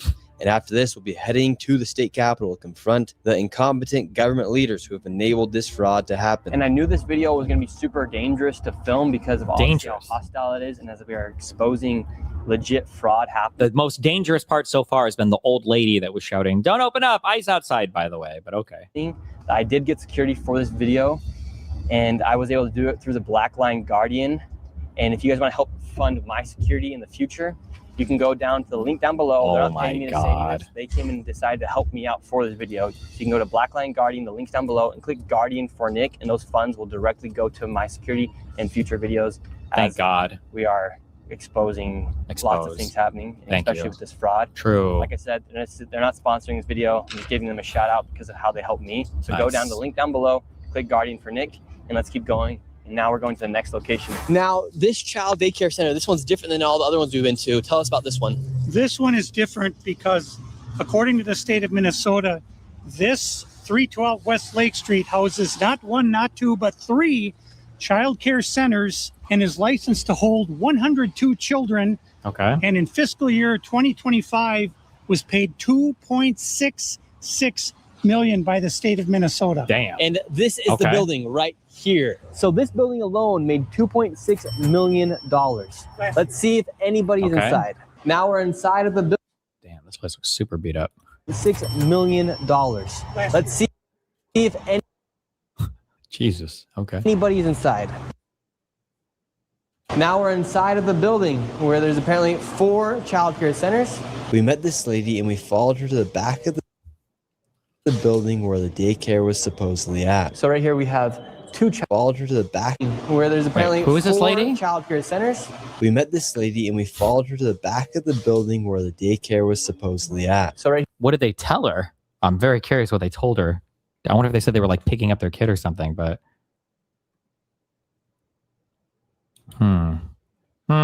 Here we have 2 child daycare centers. We have the Minnesota Child Care Center, and then we also have Nuna. Between the two, 2.66 million. Hello. Hi. Hi. Why are you flooding? Yes. We would like to know. Well, it says we're trying to figure out 102 children. Is that for this facility? What is the name? Do I see the It's from the state of Minnesota website. So these indoor daycares here, the only loophole they would have is if there's a playground within 1,500 feet. That's what the rules say in the Minnesota legislature, or the code, the daycare code. It says you like what? Like this is retarded. What? Look at my piece of paper, ma'am. have 102 children here in your child care. Which child care name is a lot of Minnesota Child Care right here. It's from the state of Minnesota's website. We're just wondering where the children are. where the children are. Yeah, where are the children? It says you have 102 children here, and you got $2.66 million this year in funding, and $2.5 million last year. We're just wondering where the kids are. And who are you? My name's Nich Shirley. Nich Shirley. And where are you? Which department? That is harassment. Oh, we are from ourselves. Yeah. Hello, we'd like to ask where the money's going. Whoa! Look at that. Shut us down. Where the money's going. Oh my God. Look at that. Shut us down. Dramatic door closed there. Ooh. Where are the children at? No children inside of this daycare center. And look at this daycare center right here. No children inside of this daycare center. But between those buildings, over $2.6 million. We are just curious, where are the children at? Do you know where the children are at? Where are the children at in these daycare centers? I don't care. How can these childcare centers have no children? Yeah. Oh my There's God. $2.6 million. She's part of the these businesses fraud that were given by the Get government, her! but there's no children Get to be her! seen anywhere. Get her! People deserve to know where their taxes are going. If these companies and these daycare centers are making upwards of $2.6 million and there's no children to be seen anywhere, What the fuck is something going on? fraudulent Are they is eating happening. them? And that is not make you racist, Islamophobic. This is just the truth of what's happening here in Minnesota. If there's a bunch of white people doing the same thing, we'd be talking about the same issue. True. This is just fraud at unprecedented levels here inside Minnesota. It's actually very concerning. Where Not are the true, by the way. children at inside of these buildings? They're nowhere to be seen. Millions of dollars are being sent into these daycare centers all across Minnesota, and there's not a child to be seen anywhere. Here's another Minnesota. Millions of dollars are being sent into these daycare centers all across Minnesota. Across? And there's not a child to be seen anywhere. Here's another daycare center inside the same building. By the way, beautiful. I went over several body language videos with narcissism yesterday and psychopathy. And to be fair, I wasn't that impressed. They didn't really do too much body language. Now, the one guy, Jesus, that body language guy, he did the closest because he broke down the Derek Jackson video when he went on the apology tour after he got caught cheating and he dragged his wife into the apology video with him. That video was kind of interesting. But the rest of them, like Sam Vacklin did a video and was pretty much misnamed because he didn't talk about any body language at all. We don't want you to be videotaping anything. Where is all the money going for if there's no children at these daycare centers? Sir, Yes. I told you, please leave. This is where it gets we have a spicy, question, though. guys. Where It's is getting spicy. the children at these Whoa. daycare centers if there's millions of dollars? Ask the local government. Oh, we've asked. We have the paper here. So we're wondering where the money and where the children are at. We have the paper right here. Come here. Who are you, first of all? My name's Nich Shirley. You don't have any permission to record me, period. Can we talk You outside? don't have permission to record. She doesn't either have. You She do doesn't not have permission to record no, me. You cannot stop people on the street and question them. We can ask. You don't have any permission. Where I'll are the sue you. children? I will sue you. You don't have any permission. We have nothing to do with this. You Okay. understand? Then are there So children? leave. Please leave. Are there children here? Please leave. Where are the children? $2.6 million for a daycare center. You ask whoever you think is doing that. You don't know what you're talking about. So leave. Tell us what's happening here then. I said leave. We're wondering what's We happening. are not a child care. We are nothing to do with it. We're common people walking. And Yes. you are. We're not accusing you. We're asking where the children are at. Don't ask me anything. We're not accusing you. We're asking the daycare centers. I am not going to answer. You have. Where are the children at? Leave. Leave. We just want to know where are the children. Oh, this guy's guilty. My name's Nich Shirley. Who do you want for? I work for myself. Nich Shirley. Okay, what are you recording? We're wondering where are the children? $2.66 million for You're not talking the to Minnesota the right Child Care Center. You're not talking to the right person. Are there children that come here? Answer the not question. talking Are there to the children? There's no children inside this I don't building. know who you're talking to. That's just a simple question. Where are the children at? David, they won't even answer. We asked him. Plain and simple. Where are the children? Do children come here? This is why I've had my life. I've been attacked twice. Once with a knife, and the other time I was jumped last Saturday by 3 Somali men simply for asking questions. Jumped? You were talking about the knife. You were jumped. Where are the bruises? Where are the marks? What do you mean by jump? What does jump mean to him? About what was going on. And they're very, very violent people. They do not like this fraud to be exposed. They're After violent giving people. this man Uh-oh. plenty of opportunities to answer the simple question, where are the children? He called the cops on us, and we headed to the state capitol where they're having a meeting about the fraud to confront Where are they? Where are they? the state representatives and people in the government who have enabled and let this fraud happen. Inside of this committee, a Republican representative showed charts showing exactly how this fraud has been committed and who is profiting and connecting all the dots. And while the Democrat representatives looked into the abyss, one of them spoke about how none of this is building trust and how this is a nonpartisan issue. So I went and confronted her after that. He has some very valid questions to ask about what's going on here in Minnesota. And do you think this fraud I don't know who crosses? you are. My name is Nich Shirley. Do you think this fraud is Republican or Democrat, or just facts that fraud is happening? I think the fact that Because you're because that's what I heard you talking about. that- I know what I said is that because what we're talking about we want to build trust, but fraud is fraud. So why should we be enabling fraud to happen here? No, I don't think anybody is enabling fraud to happen. Hold Governor Walz accountable for this. Okay, sir. No. Sir. What the fuck is this guy? Fraud. So why should we be enabling fraud to happen here? No, I don't think anybody is enabling fraud to happen. Hold Governor Walz accountable for this. Okay, sir. No. This Sir, is not. sir. When are you going to hold Governor Walz? No. She is a representative for the state of Minnesota. Yes or no? Excuse me. Yes. Are you? If you're gonna talk Oh, we got a Pisco fan. to me like Are you that, the state? I'm a disability advocate. I heard you, and I get He's disabled. you got a chance overstimulated. to test. What he should say to her is, aren't you a public servant? Get me a glass of water. They should take it back to one of the Minnesota, that office suite for the home caretakers. Thank you for testifying today. No. Ma'am, the facts are the facts that fraud is happening here, and it's not a nonpartisan issue. How come you think fraud has been able to happen so much underneath? I think the if you've government been here? listening to our hearings, we've had now 10 hearings on this. And so there's really good data from the people who both work within the administration as well as who both Democrat and Republicans. I Yes. think what you heard today is that the Republicans who control this committee are not actually interested in solving fraud. What they're interested in Well, is telling a story. This fraud has happened underneath Democrat Little Earth, can you leaders link and where they're walls. getting these numbers from? There has been Medicaid fraud across the country under Democrats and Republicans. There's fraud within the Trump administration. We have is fraud. Private providers have made government a mark. And so every person running government, Democrats or Republicans, are dealing with the issue of how to keep fraudsters out of our public payment. We're also dealing with veterans. We're dealing with consumers. Wait, what? That black guy is a Pisco fan. He goes by Jake Willie in Pisco's chat. I'm not even kidding. I don't believe you. No shot. I hope you're looking at that. If you look at United Health, currently is being charged with defrauding Medicare. You know who runs Medicare? President Trump. Medicaid fraud is a 50-state issue. And so, again, it is not a partisan issue. There are Democrats and Republicans. And I would be all for a legitimate third party where someone could actually get elected from that party. But here's the thing. That's the one thing Republicans and Democrats agree on, not having there be a legitimate third party. So, and people don't even realize, I think, how the system even works. Both Republicans and Democrats, especially in their primary process, they don't have to choose who the voters choose.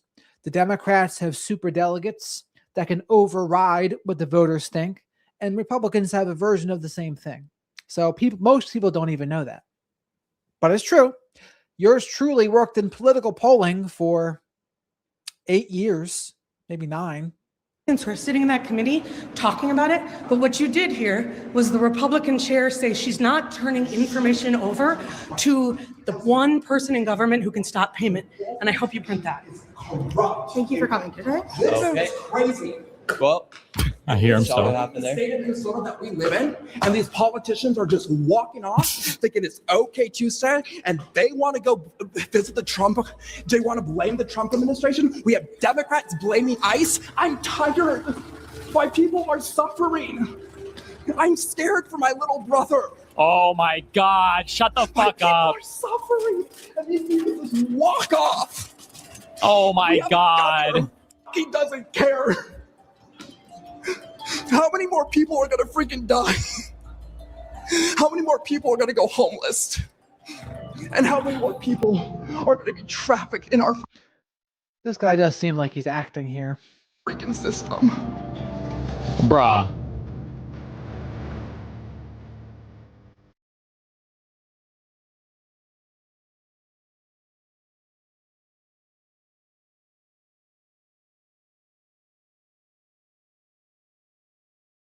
Okay, never mind. This video is a litmus test for retards. Wait, what exactly did Atriarch say about this video? No! Hello, Atriarch, no! Hold on. I know people link me a ton of articles. I'll read one New York Times article. Hold on. It does seem mega fishy, though. Like, this video obviously didn't do the legwork, but it's clear something is pretty weird.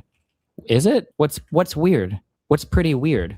Like, maybe there is, but this video, I wouldn't even say the video did the legwork. I just watched a 45-minute video, and you couldn't speak with substance to literally anything that the video proposes because they didn't actually do any real research or any groundwork on anything. Am I wrong, or aren't journalists supposed to identify that they're reporting or investigating?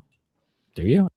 I mean, again, Destiny's defending it, but there's still some where there's smoke, there's fire here going on. I don't know how you could say there wasn't. I don't think you have to. That sounds like a meme of like if you're a police officer, you have to say you're a police officer. It's like, I don't think you do.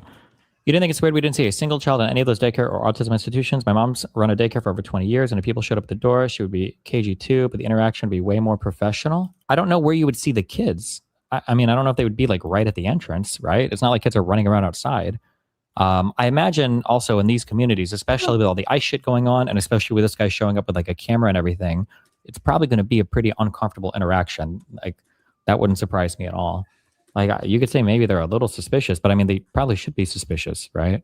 Aren't kids super loud though? Wouldn't you hear them? I don't know. It depends on what the fuck they're doing. I have no idea. I don't know what these daycare centers are like. I don't know how many kids are there at any point in time. Like, again, somebody can be licensed for up to 90 kids and have like 6 kids on a day. I don't know what day of the week they went. I have no clue. I don't know. I don't have any information.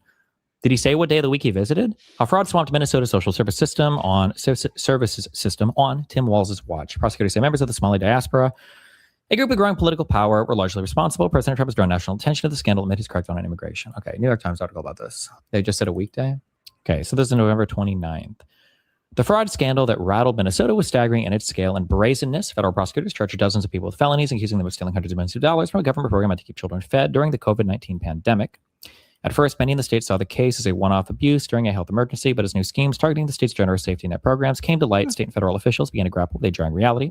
Over the last 5 years, law enforcement officials say fraud took root in pockets of Minnesota's Somali diaspora as scores of individuals made small fortunes by setting up companies that billed state agencies for millions of dollars worth of social services that were never provided. Federal prosecutors say that 59 people have been convicted in those schemes so far, and that more than $1 billion in taxpayers' money has been stolen in I'm not, BZ says, I'm not going to sub. You won't be truthful. I mean, if you're going to make assumptions about me, I don't want you to sub. In fact, get the fuck out of here.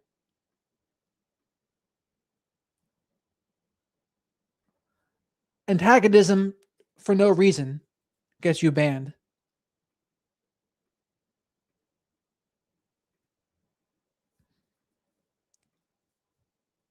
Goodbye.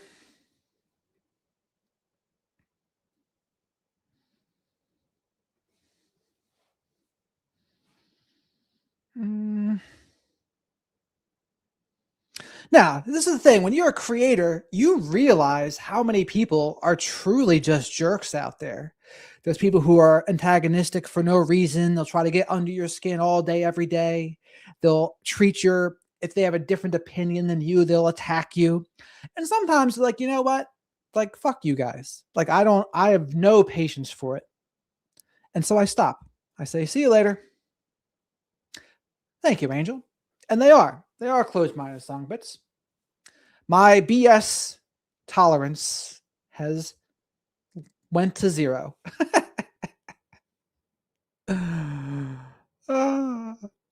That's right, To Thrive. Thank you. He's to the shadow realm, just like what's his face? Leonard. The fuck's his name? Leon Edwards. Leon Edwards sent Usman to the shadow realm, as Rogan would say, right?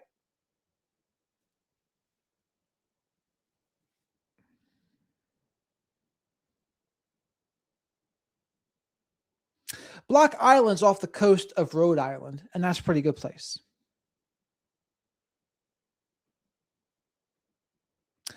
But anyway, that's really all he had here for today. Maybe we'll go back to Nick Reiner stuff tomorrow. Or we'll have to see what else unfolds with this case here. I'll be curious. I would be curious. But anyway, thanks for participating, everyone. It's been a long stream. YouTubeville, I have plenty of other shorts and interviews and solo videos as well.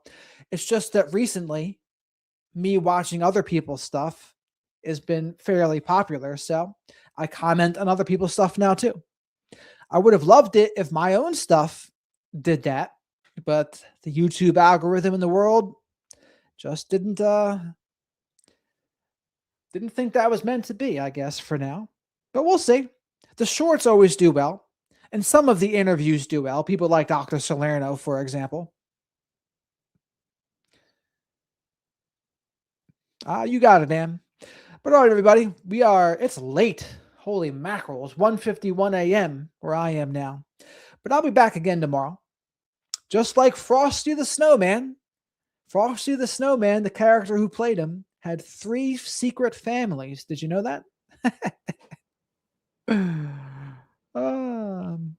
Do the shorts from the interviews do well? Some of them do. Some of them do. I mean, people like Dr. Salerno. Like he was pretty hot for a while, right? But now there's been some, like more people have spoken to him. His information's out there. But I'm going to try to get new ones. There you go. 50,000 on black. I like it. But there'll be other people I try to interview too. Man Talks. Man Talks on YouTube is next. Man Talks, he talks about men's issues. Dr. Salerno will be coming up too. And we'll see who else. Got some interesting people coming on. But with that, over and out, everybody. Thanks for all the support. Thanks for the super chats. Like the video if you're still here. Sub to the channel if you haven't already. You have a good one, Angel. You have a good one, Bear, as well.